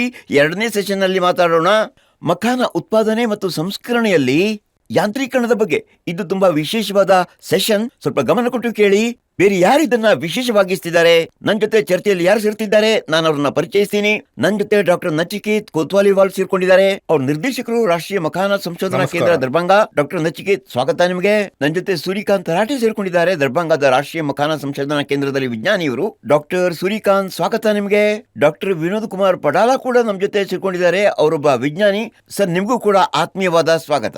ಎಲ್ಲಕ್ಕೂ ಮೊದಲು ಡಾಕ್ಟರ್ ನಚಿಕೇತ್, ನಿಂಬಳಿಗೆ ಬರೋದಕ್ಕೆ ಇಷ್ಟಪಡ್ತೀನಿ. ಸರ್, ಯಾವುದೇ ಕೃಷಿ ಕಾರ್ಯ ಮತ್ತು ಸಂಚಾಲನೆಯಲ್ಲಿ ಈ ದಿನಗಳಲ್ಲಿ ಮಷೀನ್ಗಳ ಬಳಕೆ ಹೆಚ್ಚಾಗ್ತಾ ಇದೆ. ಈಗ ನಾವು ಮುಖ್ಯವಾಗಿ ಮಖಾನ ಪ್ರೊಡಕ್ಷನ್ ಬಗ್ಗೆ ಮಾತನಾಡೋದಾದ್ರೆ, ಮಖಾನ ಕೃಷಿ ಬಗ್ಗೆ ಮಾತಾಡಿದ್ರೆ, ಸರ್, ಈ ಮಷೀನೀಕರಣವನ್ನ ಇಲ್ಲಿ ಅಪ್ಲೈ ಆಗೋದನ್ನ ನೀವು ಹೇಗೆ ನೋಡ್ತೀರಿ? ಕಳೆದ 5 ವರ್ಷಗಳಲ್ಲಿ ಮಖಾನ ಉತ್ಪಾದನೆಯ ಪ್ರದೇಶವು ಸುಮಾರು 3 ಪಟ್ಟು ಹೆಚ್ಚಾಗಿದೆ. ಅದು ಏಕೆ ಹೆಚ್ಚಾಯಿತು? ಏಕೆಂದರೆ ಅಲ್ಲಿ ಯಂತ್ರಗಳಿದ್ದವು ಮತ್ತು ಈ ಯಂತ್ರಗಳ ಸಹಾಯದಿಂದ ಶ್ರಮ ಕಡಿಮೆ ಆಗ್ತದೆ. ಕೆಲಸವು ತುಂಬ ವೇಗವಾಗಿ ಮಾಡಲಾಗ್ತದೆ, ಕೆಲಸವು ತುಂಬ ಚೆನ್ನಾಗಿ ಮಾಡಲಾಗ್ತದೆ ಮತ್ತು ಅದರೊಂದಿಗೆ ಯಾವುದೇ ಕೆಲಸ ಮಾಡುವಾಗ ಒಳಗೊಂಡಿರುವ ಎಲ್ಲ ಅಪಾಯಗಳು ಕಡಿಮೆ ಆಗ್ತವೆ. ಈಗ ನಾವು ಮಖಾನ ಬಗ್ಗೆ ಮಾತನಾಡಿದರೆ ಹೊಲಗಳನ್ನು ಅಥವಾ ಕೊಳಗಳನ್ನು ಸಿದ್ಧಪಡಿಸೋದು, ಕೊಳಗಳಿಂದ ಹೂಳು ತೆಗೆಯೋದು ಅಥವಾ ಒಡ್ಡುಗಳನ್ನು ನಿರ್ಮಿಸುವುದು ಅಂತಹ ಅನೇಕ ಕೆಲಸಗಳಿಗೆ ಹೆಚ್ಚಿನ ಶ್ರಮ ಬೇಕಾಗ್ತದೆ. ಆದರೆ ಈ ಶ್ರಮ ಈಗ ಕ್ರಮೇಣ ಕಡಿಮೆ ಆಗ್ತಿದೆ. ಪ್ರಸ್ತುತ ಪರಿಸ್ಥಿತಿ ಏನಂದರೆ, ಮುಂದಿನ ದಿನಗಳಲ್ಲಿ ಉತ್ಪಾದಿಸಲು ಕಡಿಮೆ ಜನರು ಮತ್ತು ಸೇವಿಸಲು ಹೆಚ್ಚಿನ ಜನರು ಇರ್ತಾರೆ. ಆದ್ದರಿಂದ ಯಂತ್ರಗಳಿಲ್ಲದೆ ನಾವು ನಮ್ಮ ಕೆಲಸವನ್ನು ಮಾಡಲು ಸಾಧ್ಯವಿಲ್ಲ ಎಂದರ್ಥ. ನಮ್ಮ ಗೌರವಾನ್ವಿತ ಪ್ರಧಾನಮಂತ್ರಿಯವರು 2047ರ ವೇಳೆಗೆ ನಮ್ಮ ದೇಶವು ಅಭಿವೃದ್ಧಿ ಹೊಂದಿದ ಭಾರತವಾಗುವ ಕನಸನ್ನು ಹೊಂದಿದ್ದಾರೆ ಮತ್ತು ಆ ಕನಸಿನಲ್ಲಿ ನಮ್ಮ ಕೃಷಿಯಲ್ಲಿ 75% ಯಾಂತ್ರೀಕರಣವಾಗುವ ಗುರಿಯೂ ಇದೆ. ಮತ್ತು ಇದಕ್ಕಾಗಿ ಯಂತ್ರಗಳ ಅಗತ್ಯವಿದೆ. ಹೊಸ ಯಂತ್ರಗಳನ್ನು ಕಂಡುಹಿಡಿದು ರೈತರಿಗೆ ಲಭ್ಯವಾಗುವಂತೆ ಮಾಡಬೇಕು. ಇದಕ್ಕಾಗಿ ಭಾರತೀಯ ಕೃಷಿ ಸಂಶೋಧನಾ ಮಂಡಳಿ, ಕೃಷಿ ಮತ್ತು ರೈತರ ಕಲ್ಯಾಣ ಸಚಿವಾಲಯದೊಂದಿಗೆ ನಾವು ಒಟ್ಟಾಗಿ ಕೆಲಸ ಮಾಡ್ತಿದ್ದೇವೆ. ಮಹೇಶ್ ಮುಖ್ಯಾಜಿ ನಮ್ಮ ಜೊತೆ ಸೇರ್ಕೊಂಡಿದ್ದಾರೆ, ಅವರೊಬ್ಬ ರೈತ ಸಹೋದರ. ಮಹೇಶ್ ಅವರೇ, ನಿಮಗೆ ಸ್ವಾಗತ. ನಿಮ್ಮ ಪ್ರಶ್ನೆ ಕೇಳಿ. ಮಖಾನವನ್ನು ಹೊರ ತೆಗೆದ ನಂತರ ಲಾವಾವನ್ನು ತಯಾರಿಸಲು ಯಾವ ವಿಭಿನ್ನ ಪ್ರಕ್ರಿಯೆಗಳನ್ನು ಮಾಡಲಾಗ್ತದೆ? ಮತ್ತು ಎರಡನೆಯ ಪ್ರಶ್ನೆ ಏನಂದರೆ, ಯಂತ್ರವನ್ನು ಬಳಸಿ ಮಖಾನ ಲಾವಾ ತಯಾರಿಸೋದ್ರಿಂದ ಏನು ಪ್ರಯೋಜನ? ಮಹೇಶ್ ಅವರೇ, ನಾನು ನಿಮಗೆ ಕೃತಜ್ಞತನಾಗಿದ್ದೇನೆ. ನೀವು ತುಂಬ ಒಳ್ಳೆಯ ಪ್ರಶ್ನೆಯನ್ನು ಕೇಳಿದ್ರಿ. ಮತ್ತು ನಮ್ಮ ಮಖಾನ ಸಂಶೋಧನಾ ಸಂಸ್ಥೆಯನ್ನು 2023ರಲ್ಲಿ ಪುನರುಜ್ಜೀವನಗೊಳಿಸಲಾಗಿದೆ. ಆದ್ದರಿಂದ ಇದರಲ್ಲಿ ನಮ್ಮ ಮುಖ್ಯ ಕೆಲಸವೇನೆಂದರೆ ಮಖಾನದ ಸಂಸ್ಕರಣೆಗೆ ಸಂಬಂಧಿಸಿದ ಯಂತ್ರಗಳನ್ನು ತರೋದು. ನಿಮಗೆ ತಿಳಿದಿರುವಂತೆ ಸಾಂಪ್ರದಾಯಿಕ ಕೃಷಿ ಮತ್ತು ಸಂಸ್ಕರಣೆಯು ಬಹಳಷ್ಟು ಶ್ರಮವನ್ನು ಬಯಸ್ತದೆ. ರೈತರು, ಅವರ ಮಹಿಳೆಯರು ಮತ್ತು ಅವರ ಕುಟುಂಬದ ಸದಸ್ಯರು ಧೂಳು ಮತ್ತು ಹೊಗೆಯಲ್ಲಿ ಕುಳಿತುಕೊಂಡು ವಿವಿಧ ಪಾತ್ರೆಗಳು ಮತ್ತು ಅನೇಕ ಉಪಕರಣಗಳನ್ನು ಬಳಸಿ ಈ ಕೆಲಸವನ್ನು ಮಾಡ್ತಾರೆ. ಮತ್ತು ಅದರಲ್ಲಿರುವ ಮಖಾನದ ಗುಣಮಟ್ಟವು ಖಚಿತವಾಗಿಲ್ಲದಿರಬಹುದು. ಹಾಗಾದರೆ ನೀವು ಯಂತ್ರಗಳನ್ನು ಬಳಸುವಾಗ ನೀವು ಯಂತ್ರಗಳನ್ನು ಎಲ್ಲಿ ಬಳಸಬಹುದು? ನೀವು ಬಳಸಬಹುದಾದ ಯಂತ್ರಗಳು ಮಖಾನ ತೊಳೆಯುವಲ್ಲಿ, ಒಣಗಿಸುವಲ್ಲಿ, ನಂತರ ಶ್ರೇಣೀಕರಣದ ನಂತರ ಮಾಡುವ ಆರಂಭಿಕ ಹುರಿಯುವಿಕೆ, ಪ್ರಾಥಮಿಕ ಹುರಿಯುವಿಕೆಯಲ್ಲಿ ಆನಂತರ ಹುರಿಯುವುದು ಮತ್ತು ಪಾಪಿಂಗ್ ಮಾಡಲಾಗುತ್ತೆ. ಇದರಲ್ಲಿ ಮಖಾನ ಸಿಡಿತದೆ ಮತ್ತು ಲಾವಾ ರೂಪುಗೊಳ್ಳುತ್ತದೆ. ನಂತರ ರೂಪುಗೊಂಡ ಸ್ಟಾಕನ್ನು ಶ್ರೇಣೀಕರಣ ಮಾಡಲಾಗುತ್ತೆ ಮತ್ತು ಪ್ಯಾಕಿಂಗ್ ಮಾಡಲಾಗ್ತದೆ. ಆದ್ದರಿಂದ ಈ ಎಲ್ಲ ಕೆಲಸಗಳಲ್ಲಿ ನಮ್ಮಲ್ಲಿ ಯಂತ್ರಗಳು ಲಭ್ಯವಿದೆ. ಮತ್ತು 2023ರಿಂದ ಈ ರಾಷ್ಟ್ರೀಯ ಮಖಾನ ಸಂಶೋಧನಾ ಸಂಸ್ಥೆ ಮತ್ತೆ ಕಾರ್ಯನಿರ್ವಹಿಸಲು ಪ್ರಾರಂಭಿಸಿದ ನಂತರ ನಾವಿಲ್ಲಿ ಸಂಪೂರ್ಣ ಸ್ವರೂಪವನ್ನು ಇಟ್ಟುಕೊಂಡಿದ್ದೇವೆ. ನಮ್ಮಲ್ಲಿ ಸಂಪೂರ್ಣ ಮೂಲ ಮಾದರಿ ಘಟಕವಿದ್ದು ಅದರಲ್ಲಿ ಎಲ್ಲ ಯಂತ್ರಗಳನ್ನು ಸ್ಥಾಪಿಸಲಾಗಿದೆ. ಲಾವಾ ಏಕರೂಪವಾಗಿ ಹೊರಬರುತ್ತದೆ. ಅದು ಸಂಪೂರ್ಣವಾಗಿ ದುಂಡಾಗಿರುತ್ತದೆ, ಯಾವುದೂ ಸಮತಟ್ಟಾಗಿರೋದಿಲ್ಲ. ಮತ್ತು ಅದೇ ಸಮಯದಲ್ಲಿ ಲಾವಾವನ್ನು ಸಂಪೂರ್ಣವಾಗಿ ಆರೋಗ್ಯಕರ ಸ್ಥಿತಿಯಲ್ಲಿ ತಯಾರಿಸಲಾಗ್ತದೆ. ಆದ್ದರಿಂದ ರಫ್ತು ಮಾಡಲು ಬಯಸುವವರಿಗೆ ಸಂಪೂರ್ಣ ಯಾಂತ್ರೀಕರಣವನ್ನು ಮಾಡುವುದು ಬಹಳ ಅಗತ್ಯವಾಗಿರುತ್ತದೆ. ಇದರಿಂದ ಯಾವುದೇ ರೀತಿಯ ಮಾಲಿನ್ಯ ಉಂಟಾಗೋದಿಲ್ಲ. ಸರಿ, ಡಾಕ್ಟರ್ ಸೂರ್ಯಕಾಂತ್ ಕೂಡ ನನ್ನ ಜೊತೆ ಇದ್ದಾರೆ. ಡಾಕ್ಟರ್ ಸೂರ್ಯಕಾಂತ್, ಹೊಲದ ಸಿದ್ಧತೆ, ಕೊಳದ ಸಿದ್ಧತೆ ಬಹಳ ಮುಖ್ಯ. ಡಾಕ್ಟರ್ ಸಾಹೇಬರು ಈಗ ಹೇಳಿದ ಹಾಗೆ, ಆದ್ರೆ ಇದಕ್ಕೆ ಬಹಳ ಮ್ಯಾನ್ ಪವರ್ ಬೇಕಾಗತ್ತೆ, ಶ್ರಮ ಬೇಕಾಗತ್ತೆ. ಈ ರೀತಿಯ ಶ್ರಮದಲ್ಲಿ ತುಂಬಾ ಕಠಿಣ ಪರಿಶ್ರಮ ಇರುತ್ತೆ. ಅದನ್ನ ಕಡಿಮೆ ಮಾಡೋದಕ್ಕೆ ಯಾವ ಯಂತ್ರಗಳನ್ನ ಬಳಸಬಹುದು? ಮೊದಲನೆಯ ವಿಷಯ ಅಂತಂದ್ರೆ, ನಾವು ಹೊಲವನ್ನ ಸಿದ್ಧಪಡಿಸೋ ಬಗ್ಗೆ ಮಾತಾಡೋದಾದ್ರೆ ಮಣ್ಣನ್ನ ಚೆನ್ನಾಗಿ ತಯಾರಿಸಬೇಕಾಗತ್ತೆ. ಹಾಗಾಗಿ ನಾವು ಪ್ರಾಥಮಿಕ ಉಳುಮೆ, ದ್ವಿತೀಯ ಉಳುಮೆ ಅಂದ್ರೆ ಹೂಳು ತೆಗೆಯುವುದು, ಅಂದ್ರೆ ಮಣ್ಣಿನಲ್ಲಿ ಒದ್ದೆಯಾದ ಉಳುಮೆಯನ್ನ ಮಾಡಬಹುದು. ಪ್ರಾಥಮಿಕ ಉಳುಮೆಯಲ್ಲಿ ನಮ್ಮಲ್ಲಿ MB ಪ್ಲವ್ ಇದೆ, ಡಿಸ್ಕ್ ಪ್ಲವ್ನಂತಹ ಟ್ರ್ಯಾಕ್ಟರ್ ಜೊತೆಗೆ ಕೆಲವು ನೇಗಿಲುಗಳಿವೆ. ಮಣ್ಣನ್ನು ನಾವು ಚೆನ್ನಾಗಿ ಸಿದ್ಧಪಡಿಸಬಹುದು, ಮಣ್ಣನ್ನು ಒಡೆಯಬಹುದು, ತಿರುಗಿಸಬಹುದು. ಆನಂತರ ನಾವು ದ್ವಿತೀಯ ಉಳುಮೆ ಮಾಡಬಹುದು. ಇದರಲ್ಲಿ ಕೆಲವು ಸಾಧನಗಳು, ಉದಾಹರಣೆಗೆ ಡಿಸ್ಕ್ ಹ್ಯಾರೋ ಇರ್ಬೋದು, ಮತ್ತೆ ಕಲ್ಟಿವೇಟರ್ ಇರ್ಬೋದು. ಅವುಗಳನ್ನ ಟ್ರ್ಯಾಕ್ಟರ್ ಜೊತೆ ಬಳಸುವ ಮೂಲಕ ನಾವು ಮಣ್ಣನ್ನು ಹೆಚ್ಚು ಸಡಿಲಗೊಳಿಸಬಹುದು. ಇದ್ರ ಜೊತೆ ನಾವು ಮಣ್ಣಿನ ಕಳೆಗಳನ್ನು ಸಹ ನಿಯಂತ್ರಿಸಬಹುದು. ಅದರ ನಂತರ ಮಖಾನ ಸಸ್ಯಗಳನ್ನು ನೆಡಲು ಮತ್ತು ಉತ್ತಮ ಮತ್ತು ಸೂಕ್ತವಾದ ಬೆಡ್ಡನ್ನು ಮಾಡಲು ನಾವು ಒದ್ದೆಯಾದ ಉಳುಮೆ ಅಂದರೆ ಪಡ್ಲಿಂಗ್ ಮಾಡ್ತೀವಿ. ಇದರಿಂದಾಗಿ ಸಸ್ಯಗಳ ಈ ಬೆಳವಣಿಗೆ ಆಗತ್ತೆ ಮತ್ತೆ ಬಹಳ ಚೆನ್ನಾಗಿ ವಿಕಾಸ ಆಗತ್ತೆ, ಬಹಳ ಚೆನ್ನಾಗಿ ಆಗತ್ತೆ ಅದು. ಈಗ ಸಣ್ಣ ಕೆರೆಗಳಿದ್ರೆ, ಸಣ್ಣ ಹೊಲಗಳಿದ್ರೆ ನಾವು ಟ್ರ್ಯಾಕ್ಟರ್ ಬದಲಾಗಿ ಪವರ್ ಟಿಲ್ಲರ್ ಕೂಡ ಬಳಸಬಹುದು. ಒಂದು ವೇಳೆ ನಾವು ಕೆರೆ ಕಟ್ಟಬೇಕಾದ್ರೆ, ಹೊಲದಿಂದ ಮಣ್ಣನ್ನ ಅಗಿಬೇಕಾದ್ರೆ ಇವತ್ತು ಅನೇಕ ಮಣ್ಣು ಅಗೆಯುವ ಯಂತ್ರಗಳಿವೆ. ಅವುಗಳನ್ನು ಬಳಸಿ ನಾವು ಈ ಎಲ್ಲಾ ಕೆಲಸಗಳನ್ನು ಸುಲಭವಾಗಿ ಮಾಡಬಹುದು. ಸರಿ, ನನಗೂ ಪ್ರಶ್ನೆಗಳಿಗೆ, ರೈತರಿಗೂ ಕೆಲವು ಪ್ರಶ್ನೆಗಳಿವೆ. ಪ್ರಮೋದ್ ನಮ್ಮ ಜೊತೆ ಸೇರ್ಕೊಂಡಿದ್ದಾರೆ. ಈಗ ಪ್ರಮೋದ್ ಅವರೇ, ನಿಮಗೆ ಸ್ವಾಗತ. ನಿಮ್ಮ ಪ್ರಶ್ನೆ ಕೇಳಿ. ನಮಸ್ಕಾರ ಸರ್. ಮಖಾನ ಉತ್ಪಾದನೆಗೆ ನೀರಿನ ನಿರ್ವಹಣೆಗೆ ಯಾವ ನಲ್ಲಿಗಳು ಲಭ್ಯವಿದೆ ಮತ್ತು ಇದರ ಮೂಲಕ ಮಖಾನದ ಉತ್ಪಾದಕತೆಯನ್ನು ಹೇಗೆ ಹೆಚ್ಚಿಸಬಹುದು? ಮತ್ತು ಮಖಾನ ಕೃಷಿಯಲ್ಲಿ ನೀರಿಗಾಗಿ ಯಾವ ತಂತ್ರಜ್ಞಾನವನ್ನು ಬಳಸಬಹುದು? ನೀವು ಪೂರ್ತಿ ಸರಿಯಾಗಿ ಹೇಳಿದ್ರಿ. ಈಗ ಮಖಾನ ಕೃಷಿಗೆ ನೀರು ಸರಬರಾಜು ಮಾಡೋದು ಬಹಳ ಮುಖ್ಯವಾದ ವಿಷಯ. ಇದಕ್ಕಾಗಿ ನಾವು ನಮ್ಮ ಅಗತ್ಯಕ್ಕೆ ಅನುಗುಣವಾಗಿ ಪಂಪ್ಗಳನ್ನು ಅಗತ್ಯಾನುಸಾರ ನಾವು ಬಳಸಬಹುದು ವಿವಿಧ ರೀತಿಯಲ್ಲಿ. ಅದರಲ್ಲಿ ನಾವು ಕೇಂದ್ರಾಪಗಾಮಿ ಪಂಪನ್ನು ಕೂಡ ಬಳಸಬಹುದು, ಸಬ್ಮರ್ಸಿಬಲ್ ಪಂಪನ್ನು ಕೂಡ ಬಳಸಬಹುದು. ಈಗ ನಾವು ನೀರನ್ನು ಎತ್ತಬೇಕಾದರೆ, ಅದರಲ್ಲಿಯೂ ಕೊಳಗಳು ಮತ್ತು ಕಾಲುವೆಗಳಿಂದ ನೀರನ್ನು ಎತ್ತಬೇಕಾದ್ರೆ ನಾವು ಕೇಂದ್ರಾಪಗಾಮಿ ಪಂಪನ್ನು ಬಳಸಬಹುದು. ನೀವು ಬೋರ್ವೆಲ್ ಮತ್ತು ಟ್ಯೂಬ್ವೆಲ್ನಿಂದ ನೀರನ್ನು ಎತ್ತಬೇಕಾದರೆ ಸಬ್ಮರ್ಸಿಬಲ್ ಪಂಪ್ ಬಳಸಬಹುದು. ಇದರಲ್ಲಿ ಸಿಂಗಲ್ ಸ್ಟೇಜ್ ಮತ್ತು ಮಲ್ಟಿ ಸ್ಟೇಜ್ ಪಂಪ್ಗಳು ಸಹ ಲಭ್ಯ ಇವೆ. ನಮ್ಮ ಅಗತ್ಯಕ್ಕೆ ಅನುಗುಣವಾಗಿ ನಾವು ಅದನ್ನು ಆಯ್ಕೆ ಮಾಡಬಹುದು. ಹೊಸ ರೀತಿಯ ಸೌರಶಕ್ತಿ ಪಂಪ್ಗಳು ಬಂದಿವೆ. ನಮ್ಮ ಭಾರತ ಸರ್ಕಾರ ಪ್ರಧಾನಮಂತ್ರಿ ಕುಸುಮ್ ಯೋಜನೆಯನ್ನು ಪ್ರಾರಂಭಿಸಿದೆ. ಇದರಡಿಯಲ್ಲಿ ರೈತರಿಗೆ ಸೌರ ಪಂಪ್ಗಳನ್ನು ಇನ್ಸ್ಟಾಲ್ ಮಾಡೋದಕ್ಕೆ ಸಹಾಯ ಸಿಗುತ್ತೆ. ಹಾಗಾಗಿ ಸೌರ ಪಂಪನ್ನು ಕೂಡ ನಾವು ನೀರನ್ನು ಎತ್ತುವುದಕ್ಕಾಗಿ ಬಳಸಬಹುದು. ಈಗ ನಾವು ಮಖಾನ ಬೆಳೆಯ ಬಗ್ಗೆ ಅಂದ್ರೆ ಹೇಳೋದಾದ್ರೆ, ಅದಕ್ಕೆ ಶುದ್ಧ ಮತ್ತು ಸಿಹಿ ನೀರು ಬೇಕಾಗುತ್ತೆ. ಅಂದರೆ ಅದರ pH ಮತ್ತು ವಿದ್ಯುತ್ ವಾಹಕತೆಯನ್ನ ಪರಿಶೀಲಿಸಿದ್ರೆ ಅದರ pH ಸರಿಸುಮಾರು ನ್ಯೂಟ್ರಾಲಿಟಿಯ ಅಕ್ಕಪಕ್ಕ ಇರಬೇಕು. ಅಂದ್ರೆ 6.5 8 ತನಕ ಇರಬೇಕು. ಅದೇ ಇಲೆಕ್ಟ್ರಿಕಲ್ ಕಂಡಕ್ಟಿವಿಟಿ 0.5 ಡೆಸಿಮೈಲ್ ಗಿಂತ ಕಡಿಮೆ ಇರಬೇಕು.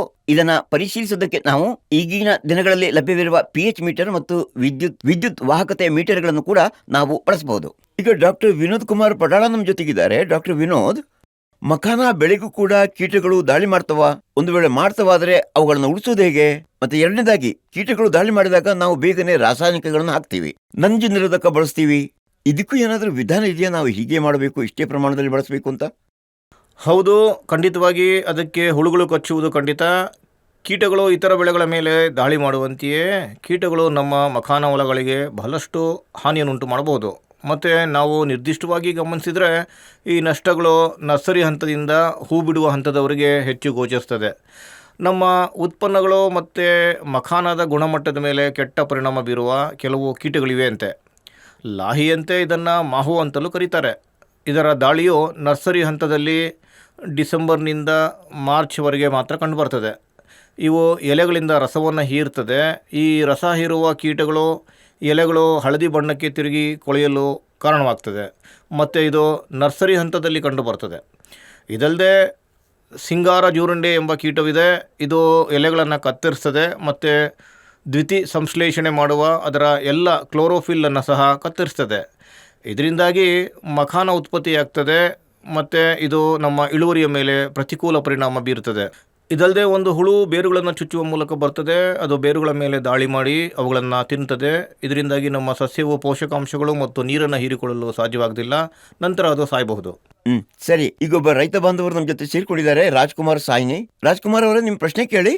ಹೌದು ಸರ್, ನಮಸ್ಕಾರ. ನನ್ನ ಹೆಸರು ರಾಜ್ಕುಮಾರ್ ಸಾನಿ, ಮನೆ ಸುಕೋಲ್ ಬಜಾರ್, ದರ್ಭಂಗ ಜಿಲ್ಲೆ. ನನ್ನ ಮುಖ್ಯ ಪ್ರಶ್ನೆ ಅಂದ್ರೆ ಗುಟ್ಕಾ ಕೀಟದ ಜೈವಿಕ ನಿಯಂತ್ರಣ ಮಾಡೋದು ಹೇಗೆ? ಇತ್ತೀಚಿನ ದಿನಗಳಲ್ಲಿ ಇಡೀ ಗಮನ ಜೈವಿಕ ನಿಯಂತ್ರಣದ ಮೇಲೆ ಇರಬೇಕು. ಅಂದರೆ ಜೈವಿಕ ನಿಯಂತ್ರಣ, ಇದನ್ನು ಜೈವಿಕ ಮತ್ತು ಜೈವಿಕ ಸಂಬಂಧಿತ ರಾಸಾಯನಿಕಗಳನ್ನು ಸಿಂಪಡಿಸುವ ಮೂಲಕವೂ ಮಾಡಬಹುದು. ನಾವು ಅಂತಹ ಹೊಲಗಳನ್ನು ನೋಡಿದರೆ ನೈಸರ್ಗಿಕ ಶತ್ರುಗಳೆಂದು ಕರೆಯಲ್ಪಡುವ ನೈಸರ್ಗಿಕ ಪರಭಕ್ಷಕಗಳನ್ನು ಸಹ ನಾವು ಕಾಣ್ತೇವೆ. ಅವು ಕೀಟಗಳನ್ನು ತಿಂತವೆ. ಉದಾಹರಣೆಗೆ ಜೀರುಂಡೆಗಳು, ಲೇಡಿ ಬರ್ಡ್ ಜೀರುಂಡೆಗಳು ಅಂತಲೂ ಕರೆಯಲ್ಪಡುತ್ತವೆ.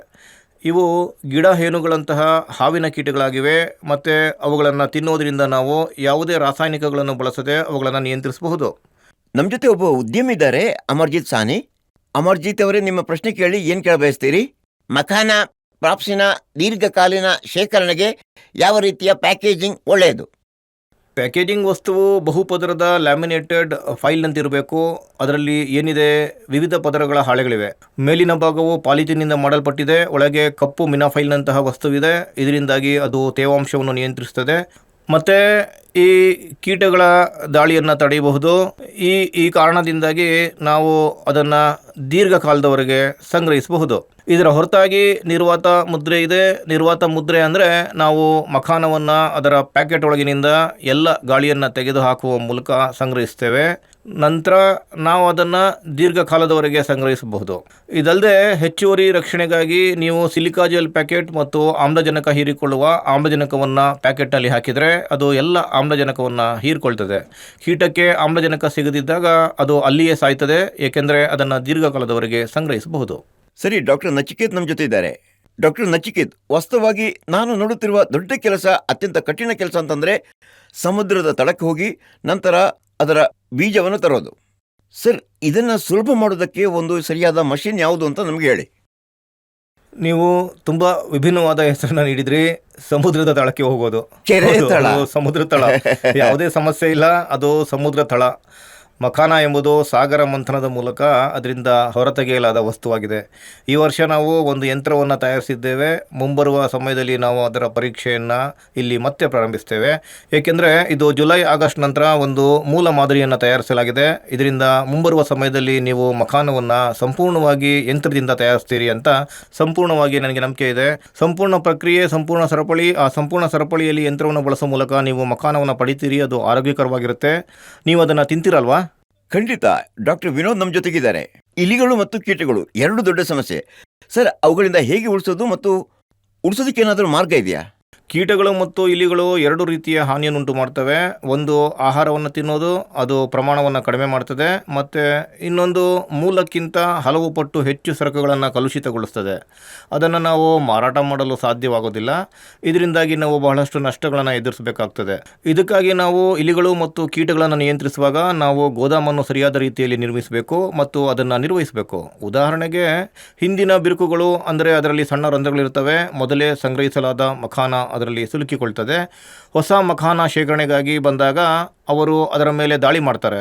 ಈ ಕಾರಣದಿಂದಾಗಿ ನಾವು ಹೊಸ ಸರಕುಗಳನ್ನು ತರುವ ಮೊದಲು ಅದನ್ನು ಸ್ವಚ್ಛಗೊಳಿಸಬೇಕು, ಪ್ಲಾಸ್ಟರ್ ಮಾಡಬೇಕು, ಬಣ್ಣ ಬಳಿಬೇಕು ಮತ್ತು ನಂತರವೇ ನಾವು ಅದನ್ನು ಸಂಗ್ರಹಿಸಬಹುದು. ಮತ್ತು ಸಂಗ್ರಹಿಸುವ ಸಮಯದಲ್ಲಿ ನಮ್ಮ ಬಳಿ ಯಾವುದೇ ಚೀಲವಿದ್ದರೂ ಸಹ ಅದನ್ನು ನೆಲದಿಂದ 1 ಅಡಿ ಎತ್ತರದಲ್ಲಿಡಬೇಕು. ಇದರಿಂದಾಗಿ ಅದು ಇಲಿಗಳಿಂದ ರಕ್ಷಣೆ ಪಡೆಯುತ್ತೆ ಮತ್ತು ಅದರ ತೇವಾಂಶ ಏನಿದೆ ಅದನ್ನು ಸಹ ಕಾಪಾಡಿಕೊಳ್ಳಬಹುದು. ಸರಿ ಡಾಕ್ಟರ್ ನಚಿಕೇತ್, ಖಂಡಿತ. ನೀವು ಮಖಾನ ತಿನ್ನಿಸ್ತಿದ್ದೀರಲ್ಲ, ಬ್ರೇಕ್ ತಗೊಳ್ಳೋಣ. ಖಂಡಿತ ಸ್ವಲ್ಪ ವಿರಾಮ ಸರಿ, ತೆಗೆದುಕೊಳ್ಳಿ. ಒಂದು ಬ್ರೇಕ್ ತಗೊಳ್ಳೋಣ, ಸ್ವಲ್ಪ ಮಖಾನ ತಿನ್ನೋಣ, ಆ ನಂತರ ನೀವು ನನ್ನ ಜೊತೆಗಿರಿ.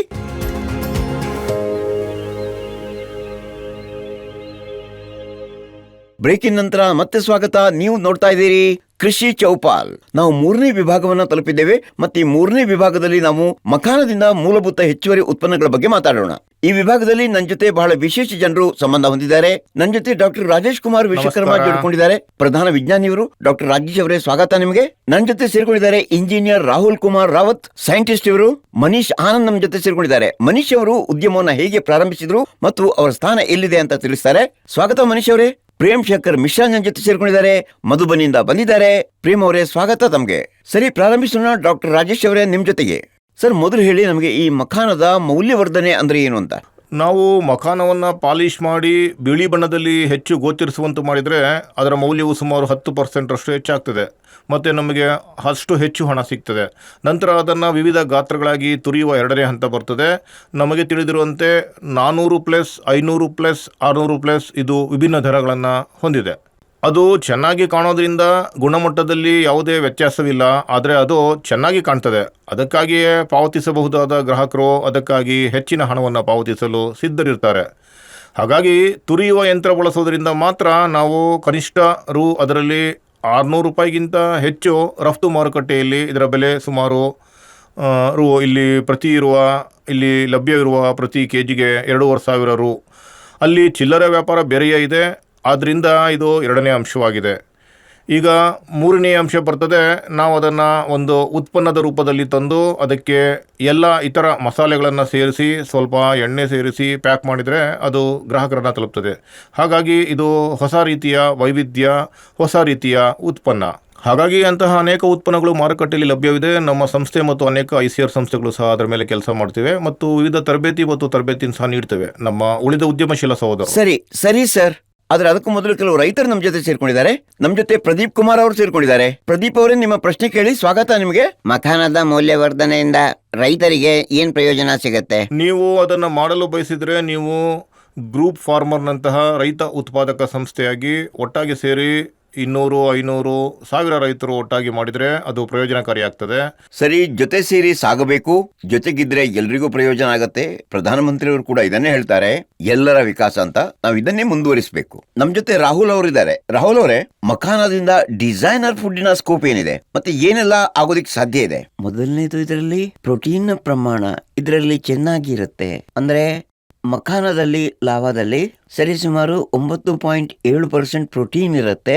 ಇದರಿಂದ ನಮ್ಮ ದೈನಂದಿನ ಪ್ರೋಟೀನ್ ಇಂಟೇಕ್ ಏನಿದೆ ಅದು ಪೂರ್ತಿಯಾಗತ್ತೆ. ಇದರೊಂದಿಗೆ ಮತ್ತೊಂದು ಮಾನದಂಡ ಇದೆ, ನಾವು ಅದಕ್ಕೆ ಹೇಳ್ತೇವೆ ಗ್ಲೈಸೆಮಿಕ್ ಇಂಡೆಕ್ಸ್. ಈಗ ಇದು ಯಾವ ಪ್ರಾಡಕ್ಟ್ ನಲ್ಲಿ ಎಷ್ಟು ಕಡಿಮೆ ಇದೆಯೋ ನಾವು ಡಯಾಬಿಟಿಕ್ ಪೇಷಂಟ್ಸ್ಗೆ ಇದನ್ನು ಸಜೆಸ್ಟ್ ಮಾಡಬಹುದು. ಈಗ ಮಖಾನ ಮಧುಮೇಹ ರೋಗಿಗೆ ಒಂದು ಉತ್ತಮ ಡಯಟ್ ಆಗಿ ಅದನ್ನು ಬಳಸಬಹುದು. ಮತ್ತೆ ಇದರಲ್ಲಿ ಫೈಬರ್ ಅಂಶವು ಹೆಚ್ಚೇ ಇರುತ್ತೆ. ಹಾಗಾಗಿ ಮಲಬದ್ಧತೆ ಸಮಸ್ಯೆ ಇರುವವರಿಗೆ ನಾವು ಈ ಆಹಾರವನ್ನ ಅವರಿಗೆ ಸೂಚಿಸಬಹುದು. ಹೀಗೆ ಇದು ಕೆಲವು ಹೆಲ್ತ್ ಬೆನಿಫಿಟ್ಸ್. ಇದು ಮಖಾನದ ಬಗ್ಗೆ. ಸರಿ, ಒಬ್ಬ ರೈತ ಕೂಡ ನಮ್ಮ ಜೊತೆಗೆ ಸೇರ್ಕೊಂಡಿದ್ದಾರೆ. ರಾಬಾಬು ರಾವುತ್ ನಮ್ಮೊಂದಿಗೆ ಸೇರ್ಕೊಂಡಿದ್ದಾರೆ. ರಾಬಾಬು, ನಿಮ್ಮ ಪ್ರಶ್ನೆ ಕೇಳಿ. ನಿಮ್ಗೆ ಸ್ವಾಗತ. ಸರ್, ನನ್ನ ಪ್ರಶ್ನೆ ಏನಂದ್ರೆ, ಈ ಪೂರಿ ಮತ್ತೆ ಲಾವಾಗೆ ಬೇರೆ ಬೇರೆ ಮೌಲ್ಯವರ್ಧನೆ ಏನು ಅವಶ್ಯಕ ಇದೆ ಸರ್? ಮಖಾನವನ್ನು ಕೈಯಿಂದ ಒಡೆದ್ರು ಅಥವಾ ಮಷಿನ್ನ ಸಹಾಯದಿಂದ ಒಡೆದ್ರು ಸಹ ಅದರಲ್ಲಿ ಥೋರಿ ಬಂದ್ಬಿಡುತ್ತೆ. ಈಗ ಲಾವಾಗೆ ಒಳ್ಳೆ ಮಾರುಕಟ್ಟೆ ಸಿಕ್ಕಿದೆ, ಮೌಲ್ಯ ಸಿಕ್ಕಿದೆ, ಥ್ಯೂರಿಗೆ ಅಷ್ಟು ಸಿಕ್ಕಿಲ್ಲ. ಅಲ್ಲಿ ನಾವು ಏನು ಮಾಡ್ಬೋದು ಅಂದರೆ, ಮೊದಲು ಅದನ್ನು ಕಡೆದು ಪುಡಿ ಮಾಡಬಹುದು. ಇದನ್ನು ನೀವು ಬೇರೆ ಬೇರೆ ಮೌಲ್ಯವರ್ಧಿತ ವಸ್ತುಗಳಲ್ಲಿ ಬಳಸಬಹುದು. ಈಗಾಗಲೇ ಅನೇಕ ಪ್ರಾಡಕ್ಟ್ಗಳನ್ನು ತಯಾರಿಸಲಾಗಿದೆ. ಮಖಾನದ ಬರ್ಫಿ, ಮಖಾನದ ಬಿಸ್ಕತ್ಗಳು, ಮತ್ತು ಮಖಾನದ ಪಾಸ್ತಾ, ಮತ್ತು ಅಂತಹ ಅನೇಕ ಉತ್ಪನ್ನಗಳು ಹಿಟ್ಟಿನೊಂದಿಗೆ ಬೆರೆಸಿ ನಾವು ಅದನ್ನು ಚಪಾತಿಯಾಗಿ ಮಾಡಬಹುದು, ಬ್ರೆಡ್ ತಯಾರಿಸಬಹುದು. ಈ ರೀತಿಯಾಗಿ ಮೌಲ್ಯವರ್ಧಿತ ಉತ್ಪನ್ನಗಳನ್ನು ತಯಾರಿಸುವ ಮೂಲಕ ಅದಕ್ಕೆ ಮಾರುಕಟ್ಟೆ ಮೌಲ್ಯ ಸಿಗತ್ತೆ. ಸರಿ, ನಾವು ವಿಜ್ಞಾನಿಗಳ ಮಾತು ಕೇಳಿದ್ದೇವೆ, ರೈತರ ಮಾತು ಕೇಳಿದ್ದೇವೆ, ಆದ್ರೆ ಈಗ ಮಕಾನದ ಉದ್ಯಮಿಗಳಿದಾರಲ್ಲ ಅವರ ಮಾತು ಕೂಡ ಕೇಳೋದು ಬಹಳ ಮುಖ್ಯ. ಮನೀಶ್ ಆರನ್ ಅವರು ನಮ್ಮ ಜೊತೆ ಸೇರ್ಕೊಂಡಿದ್ದಾರೆ. ಮನೀಶ್ ಅವರೇ, ಕಳೆದ 5 ವರ್ಷಗಳ ಬಗ್ಗೆ ಹೇಳಿದ್ರೆ ಟ್ರ್ಯಾಕ್ ರೆಕಾರ್ಡ್ ಏನ್ ಹೇಳುತ್ತೆ? ಇಂಡಸ್ಟ್ರಿ ಎಷ್ಟು ಎಸ್ಟಾಬ್ಲಿಷ್ ಆಗಿದೆ? ಮೊದಲು ಏನಾಗಿತ್ತು ಅಂದ್ರೆ ಇದು ಉಪವಾಸ ಅಥವಾ ವ್ರತ ಅಥವಾ ಸಾಂದರ್ಭಿಕ ಆಹಾರ ಅಂತ ಪರಿಗಣಿಸಲಾಗಿತ್ತು. ಈಗ ಇದೊಂದು ಸಾಮಾನ್ಯ ಆಹಾರ ಆಗಿದೆ. ಈಗ ನೀವು ನೋಡಬಹುದು, ಈಗ ಹೆಚ್ಚಿನ ಈ ಆದಾಯ ಗುಂಪಿನ ಬಹುತೇಕ ಎಲ್ಲ ಕುಟುಂಬಗಳಲ್ಲಿ ಅಲ್ಲಿ ಖಂಡಿತವಾಗಿಯೂ ನಿಮಗೆ ಮಕಾನ ಪಾಕೆಟ್ಗಳನ್ನ ಕಾಣಬಹುದು. ಯಾಕಂದ್ರೆ ಇದು ಗ್ರೋತ್ ಆಗಿದೆ, ಆದ್ರಿಂದ ಇದು ಬೆಳವಣಿಗೆ ಆಗಿದೆ. ಯಾಕಂದ್ರೆ ಸ್ಟೇಪಲ್ ಆಗಿದೆ. ಮೊದಲು ಈ ಸೀಸನ್ ಅಲ್ಲಿ ಮಕಾನದ ಬೇಡಿಕೆ ಕಡಿಮೆ ಆಗ್ತಿತ್ತು. ಯಾಕಂದ್ರೆ ನಾವಿದನ್ನು ಚಳಿಗಾಲದ ಮಾವ ಅಂತ ಕರೀತಿದ್ವಿ. ಇದನ್ನು ವರ್ಷದ ಎಲ್ಲಾ ದಿನಗಳಲ್ಲಿ 365 ದಿನಗಳಲ್ಲೂ ತಿನ್ನಲಾಗುತ್ತೆ. ಈಗ ನೀವು ಹೇಳಿದ ಹಾಗೆ ಪ್ರಧಾನಮಂತ್ರಿ ಮೋದಿ ಅವರು ಹೇಳಿದ್ರು 365ರಲ್ಲಿ 300 ದಿನಗಳು ತಿಂತೀವಿ ಅಂತ. ಹಾಗಾಗಿ ಇದು ಗ್ರೋತ್ ಆಗಿದೆ. ಈಗ ಗ್ರೋತ್ ಅನ್ನ ನಾವು 2 ರೀತಿಯಲ್ಲಿ ತಗೊಳ್ಬಹುದು. ಒಂದಿದೆ, ಅದಕ್ಕೆ ನಾವು ಹೇಳೋದು ಬ್ಯಾಕ್ವರ್ಡ್ ಲಿಂಕೇಜ್ ಅಂತ. ಅಲ್ಲಿ ನಾವು ಹೇಳ್ತೀವಿ ಫಾರ್ಮಿಂಗ್ ಇಂದ ತಗೊಂಡು ಫೋರಿ ತನಕ, ಆನಂತರ ಅದೇನು ಈ ಲಾಭದಿಂದ ಚೋರಿ ಆಗುವಂತದ್ದು, ಅಂದ್ರೆ ಪ್ರಾಡಕ್ಟ್ ಆದಾಗ ಅದನ್ನ ಹೀಗೆ ಮಾರ್ಕೆಟ್ಗೆ ತಗೊಂಡು ಹೋಗೋದಂತ. ಈಗ ಮೊದಲ ಬ್ಯಾಕ್ವರ್ಡ್ ಲಿಂಕೇಜ್ ಏನಿದೆ ಅದರ ಬೆಳವಣಿಗೆ ಬಗ್ಗೆ ನಾನು ಹೇಳೋದಾದ್ರೆ ಕಳೆದ 5 ವರ್ಷಗಳಲ್ಲಿ ಈಗ ಇದು ನೋಡಿ, ಸಾಹೇಬ್ರು ಹೇಳಿದ ಹಾಗೆ 2.5 ಪಟ್ಟು ಹೆಚ್ಚಾಗಿದ್ರೆ, ಪ್ರೊಫೆಸರ್ ಸಾಹೇಬ್ರು ಹೇಳಿದ್ರು, ಡಾಕ್ಟರ್ ಸಾಹೇಬ್ರು ಹೇಳಿದ್ರು, ಏರಿಯಾ ಏನಿದೆ 15,000ದಿಂದ 35,000ಕ್ಕೆ ಹೋಗಿದೆ ಅಂತ. ಹಾಗಾಗಿ ಈಗ ಮಾರುಕಟ್ಟೆ ಬೇಡಿಕೆ ಏನಿದೆ ಅದು ಬಹುಶಃ 400% ಹೆಚ್ಚಿರಬಹುದು. ಆದ್ರಿಂದ ಅದರ ಪ್ರಕಾರ ಬೇಡಿಕೆ ಮತ್ತು ಪೂರೈಕೆಯ ಅಂತರದಿಂದಾಗಿ ಬೆಲೆ ಸಾಕಷ್ಟು ಹೆಚ್ಚಾಗಿದೆ. ಬುಟಾಯ ಮುಖ್ಯಾಜಿ ಅವರು ನಮ್ಮ ಜೊತೆ ಈಗ ಸೇರ್ಕೊಂಡಿದ್ದಾರೆ, ರೈತರು. ಬುಟಾಯ್ ಸಾಹೇಬರೇ, ಪ್ರಶ್ನೆ ಕೇಳಿ, ಸ್ವಾಗತ ನಿಮಗೆ. ನಾವು 25 ಕೊಳಗಳಲ್ಲಿ ಮೀನು ಮತ್ತು ಮಕಾನವನ್ನು ಜೊತೆಗೆ ಲಾಭದ ಮೇಲೆ ಕೆಲಸ ಮಾಡ್ತಿದ್ದೇವೆ. ಸರ್, ನಿಮ್ಮಲ್ಲಿ ನಮ್ಮ ವಿನಂತಿ ಏನಂದರೆ, ರೈತ ಉದ್ಯಮಗಳಿಂದ ನಮಗೆ ಯಾವ ಪ್ರಯೋಜನಗಳು ಸಿಗ್ಬೋದು? ರೈತರು ನೇರವಾಗಿ ಉದ್ಯಮಶೀಲತೆ ಬಂದ್ರೆ ಅವರು ಉದ್ಯಮಿಗಳಾಗಬಹುದು, ಅಥವಾ ನೀವು ರೈತರಾಗಿ ಕೃಷಿಯಲ್ಲೇ ಉಳಿದರೆ, ಬೇಸಾಯವನ್ನೇ ಮಾಡಿದ್ರೆ ಆಗ ಈ ಉದ್ಯಮಗಳೇನಿದ್ದಾರೆ ನಿಮ್ಮ ಸುತ್ತಮುತ್ತ, ನಿಮ್ಮ ಜಿಲ್ಲೆಯಲ್ಲಿ, ನಿಮ್ಮ ರಾಜ್ಯದಲ್ಲಿ, ನಿಮ್ಮ ದೇಶದಲ್ಲಿ ಎಲ್ಲೂ ಇರಬಹುದು. ಅವ್ರ ಜೊತೆ ಟೈಅಪ್ ಮಾಡಬಹುದು. ನೀವು ಕಾಂಟ್ರಾಕ್ಟ್ ಫಾರ್ಮಿಂಗ್ ಮಾಡಬಹುದು. ಅದರಿಂದ ಏನಾಗುತ್ತೆ ಅಂದ್ರೆ ನಿಮ್ಗೆ ಗೊತ್ತಿರುತ್ತೆ, ನಿಮ್ಗೆ ಶ್ಯೂರ್ ಆಗಿ ಹಣ ಸಿಗುತ್ತೆ ಅಂತ. ಮತ್ತೆ ನಿಮ್ಮ ಬೈ ಪ್ರಾಡಕ್ಟ್ಸ್ ಏನಿವೆ ಅದರ ಬಳಕೆ ಉದ್ಯಮಿ ಮಾಡ್ಕೋಬಹುದು. ಒಂದು ಇದು ವಿಧಾನ. ಇನ್ನೊಂದು ಅಂದ್ರೆ, ನೀವು ಈಗ ನೋಡಿ, ನಾನು ಈಗಷ್ಟೇ ಕಂಡುಕೊಂಡಾಗ ಇದಕ್ಕೆ ಆರ್ಗಾನಿಕ್ ಸರ್ಟಿಫಿಕೇಶನ್ ಇರೋದಿಲ್ಲ. ಆದ್ರೆ ನೀವೆಲ್ಲರೂ ಕೂಡ ರೈತರೇ. ಮುಂದಿನ ವಿಷಯ ಅಂದ್ರೆ ಇದಕ್ಕೆ ಸಾವಯವ ಪ್ರಮಾಣೀಕರಣ. ನಾವು ಸರ್ಕಾರದ ಜೊತೆ ಮಾತಾಡ್ತೀವಿ. ಯಾಕಂದ್ರೆ ಇಲ್ಲಿ ತನಕ ಅಕ್ವಾ ಅಂದ್ರೆ ನೀರಿನ ಉತ್ಪನ್ನಗಳಿಗೆ ಸಾವಯವ ಪ್ರಮಾಣೀಕರಣವನ್ನ ಕೊಟ್ಟಿಲ್ಲ. ಮಖಾನಕ್ಕೆ ಬೇಕು. ಯಾಕಂತಂದ್ರೆ ವಿದೇಶದಲ್ಲಿ ಆರ್ಗ್ಯಾನಿಕ್ ಮಖಾನಕ್ಕೆ ತುಂಬಾ ಬೇಡಿಕೆ ಇದೆ. ಈಗ ಆರ್ಗಾನಿಕ್ ಹೆಸರಲ್ಲಿ ನಡೆಯೋದಿಲ್ಲ. ಹಾಗಾಗಿ ನೀವು ಸಾವಯವ ಕೃಷಿ ಮಾಡಿದ್ರೆ ನಿಮ್ಗೆ ಹೆಚ್ಚಿನ ಹಣ ಸಿಗುತ್ತೆ. ಮೂರನೇದಾಗಿ ಏನು ಅಂದ್ರೆ, ನೀವು ಉದ್ಯಮಿ ಜೊತೆ ಟ್ರೇಸಬಿಲಿಟಿಯ ವರದಿಯನ್ನ ಪಡ್ಕೋಬಹುದು. ಈಗ ನೋಡಿ, ಯಾವ್ದಾದ್ರು ಒಂದು ಪ್ಯಾಕೆಟ್ ಅಮೆರಿಕದಲ್ಲಿ ಮಾರಾಟ ಆಗ್ತಿದೆ ಅಂದ್ರೆ, ಬಾಂಬೆ, ದೆಹಲಿಯಲ್ಲಿ ಮಾರಾಟ ಆಗ್ತಿದ್ರೆ, ಬಯರ್ಗೆ, ಕನ್ಸ್ಯೂಮರ್ಗೆ ಅವ್ರಿಗೆ ಗೊತ್ತಿರುತ್ತೆ ಯಾವ ಕೃಷಿ ಭೂಮಿಯಿಂದ ಉತ್ಪಾದಿಸಲ್ಪಟ್ಟಿದೆ ಅಂತ, ಅದರ ಸರಪಳಿ ಏನು, ವ್ಯಾಲ್ಯೂ ಚೈನ್ ಏನು ಅಂತ. ಅದರಲ್ಲೂ ಕೂಡ ಒಂದು ಪ್ರಯೋಜನ ಆಗ್ಬಿಡುತ್ತೆ. ಎರಡನೇದಾಗಿ, ಹೊಸ ರೈತರೇನು ಬರ್ತಿದ್ದಾರೆ ಅವ್ರಿಗೆ ತಿಳಿದಿಲ್ಲ, ಮೊದಲ ಬಾರಿಗೆ ಮಾಡ್ತಿದ್ದಾರೆ ಅವರು. ನಾವು ಇದನ್ನು ಎಲ್ಲಿ ಮಾರಾಟ ಮಾಡಬೇಕು ಅಂತ ಅವರಿಗೆ ತಿಳಿದಿಲ್ಲ. ಆ ಸಂದರ್ಭದಲ್ಲಿ ಕೂಡ ಆ ಉದ್ಯಮಿಗಳ ಜೊತೆ ನೀವು ಸಂಪರ್ಕದಲ್ಲಿದ್ರೆ ಅವರನ್ನ ಸಂಪರ್ಕಿಸಬಹುದು. ನಿಮ್ಮ ಕೈ ಹಿಡಿದು ಅವರು ನಿಮ್ಮ ಬೈ ಪ್ರಾಡಕ್ಟ್ಸ್ ಏನಿದೆ, ಏನ್ ಮಾಡಬೇಕು ಅಂತ ಹೇಳಬಹುದು. ಎರಡನೇದಾಗಿ, ನೀವು ಆ ಉದ್ಯಮಿ ಜೊತೆ ಸಂಪರ್ಕದಲ್ಲಿದ್ರೆ ಮಾರುಕಟ್ಟೆಯಲ್ಲಿ ಏನ್ ನಡೀತಿದೆ, ಯಾವ ಟ್ರೆಂಡ್ ನಡೀತಿದೆ ಅಂತ, ಏನು ಬರಲಿದೆ ಅಂತ.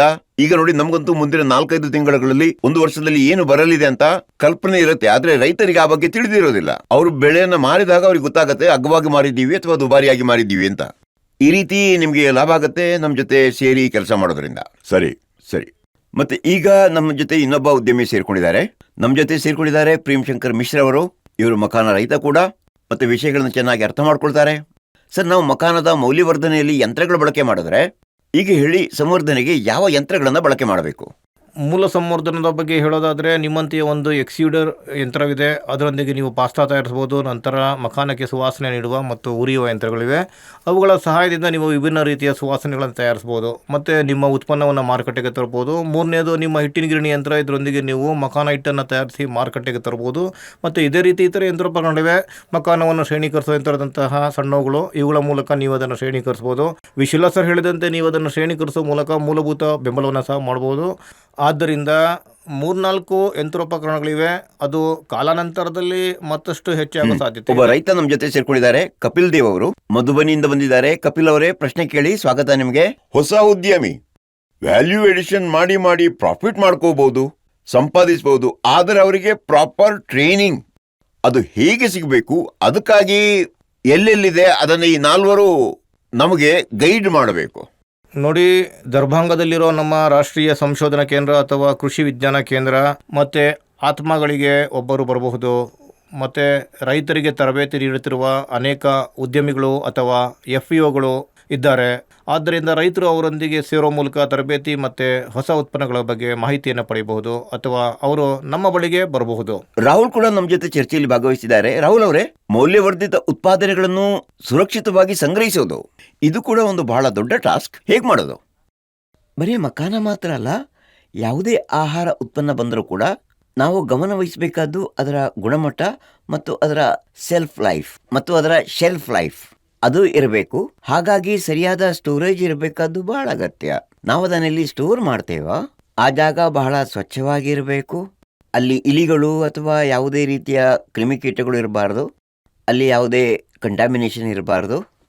ಅದರ ಜೊತೆ ಅದೊಂದು ಒಣ ಜಾಗ ಆಗಿರಬೇಕು. ಯಾಕಂದ್ರೆ ತೇವದಿಂದಾಗಿ ಕೂಡ ಖಾದ್ಯ ಉತ್ಪಾದನೆಗಳು ಹಾಳಾಗ್ತವೆ. ಈಗ ಮಕಾನದ ವಿಷಯದಲ್ಲಿ ಹೇಳೋದಾದ್ರೆ ಇದರಲ್ಲಿ ಲೋ ಮಾಯಿಶ್ಚರ್ ಇರುತ್ತೆ. ಈ ಲಾವ ಏನಿದೆ ಅದರಲ್ಲಿ ತುಂಬಾ ಕಡಿಮೆ ತೇವಾಂಶ ಇರುತ್ತೆ.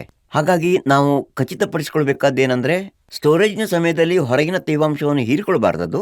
ಆಗ ಅದು ಕ್ರಿಸ್ಪಿ ಆಗಿರೋದಿಲ್ಲ, ಮೆದುವಾಗಿ ಬಿಡುತ್ತೆ. ಈಗ ಅದಕ್ಕಾಗಿ ನಾವು ಒಳ್ಳೆಯ ಪ್ಯಾಕೇಜಿಂಗ್ ಅನ್ನ ಬಳಸಬೇಕು. ಏರ್ಟೈಟ್ ಪ್ಯಾಕೇಜ್ಗಳನ್ನ ಬಳಸ್ಕೊಳ್ಬಹುದು. ಅದನ್ನ ವ್ಯಾಕ್ಯೂಮ್ ಪ್ಯಾಕಿಂಗ್ ಕೂಡ ಮಾಡಬಹುದು. ಅಂದ್ರೆ ಅದರ ಲೈಫ್ ಕೂಡ ಇರಬೇಕು, ತಾಜಾತನ ಕೂಡ ಕಾಪಾಡ್ಕೋಬೇಕು. ಅದರ ಜೊತೆ ವ್ಯಾಲ್ಯೂ ಆಡೆಡ್ ಪ್ರಾಡಕ್ಟ್ಸ್ ಏನು ತಯಾರಾಗ್ತವೆ, ಅವುಗಳ ಎಕ್ಸ್ಪೈರಿ ಡೇಟ್ ಇರುತ್ತೆ. ಯಾವುದೇ ಪ್ರಾಡಕ್ಟ್ ಆದರೂ ಸರಿ ಎಕ್ಸ್ಪೈರಿ ಡೇಟ್ನ ಒಳಗೆ ನಾವು ಅದನ್ನ ಬಳಕೆ ಮಾಡಬೇಕು. ಬಹಳಷ್ಟು ಪ್ರಯತ್ನಗಳ ಮೂಲಕ ಬಹಳಷ್ಟು ಸಾಧನೆ ಮಾಡಬಹುದು.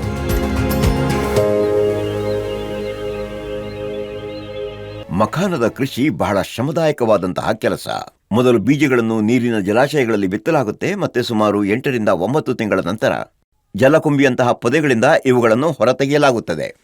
ಆ ನಂತರ ಒಣಗಿಸುವ, ಹುರಿಯುವ ಮತ್ತು ಸಿಪ್ಪೆ ಸುಲಿಯುವ ಪ್ರಕ್ರಿಯೆ ನಡೆಯುತ್ತೆ. ಇಷ್ಟೆಲ್ಲ ಕಠಿಣ ಪರಿಶ್ರಮದ ನಂತರ ಸಿದ್ಧವಾಗುತ್ತೆ ಗರಿಗರಿಯಾದ ಪೌಷ್ಟಿಕ ಮಖಾನ. ಈಗ ಮಖಾನದ ಸಂಸ್ಕರಣಾ ಘಟಕಗಳು ಕೂಡ ಬರಲು ಪ್ರಾರಂಭಿಸಿವೆ. ಇದರಿಂದ ಬಿಹಾರದ ಯುವಕರಿಗೆ ಉದ್ಯೋಗಾವಕಾಶವೂ ಸಿಕ್ಕಿದೆ. ಬಿಹಾರದ ದರ್ಭಂಗ, ಸಮಸ್ತಿಪುರ್, ಸಹರ್ಸಾ, ಅರಾರಿಯಾ, ಕಟಿಹಾರ್, ಮಧುಬನಿ, ಸುಪೌಲ್, ಪೂನಿಯಾ, ಮುಜಾಫರ್ಪುರ ಮತ್ತು ಕಿಶನ್ಗಂಜ್ನಂತಹ ಜಿಲ್ಲೆಗಳಲ್ಲಿ ಮಖಾನ ಮಾರುಕಟ್ಟೆಗಳು ವೇಗವಾಗಿ ಅಭಿವೃದ್ಧಿ ಹೊಂದುತ್ತಿವೆ. ಈತನ್ಮಧ್ಯೆ ಬಿಹಾರದ ಮಖಾನ ದೆಹಲಿ, ಮುಂಬೈ ಮತ್ತು ಬೆಂಗಳೂರು ಸೇರಿದಂತೆ ಹಲವು ದೊಡ್ಡ ನಗರಗಳಲ್ಲಿ ಫಾಕ್ಸ್ನಟ್ ಹೆಸರಿನಲ್ಲಿ ವಿದೇಶಗಳಲ್ಲಿ ಇದರ ಬೇಡಿಕೆ ವೇಗವಾಗಿ ಹೆಚ್ಚುತ್ತಿದೆ.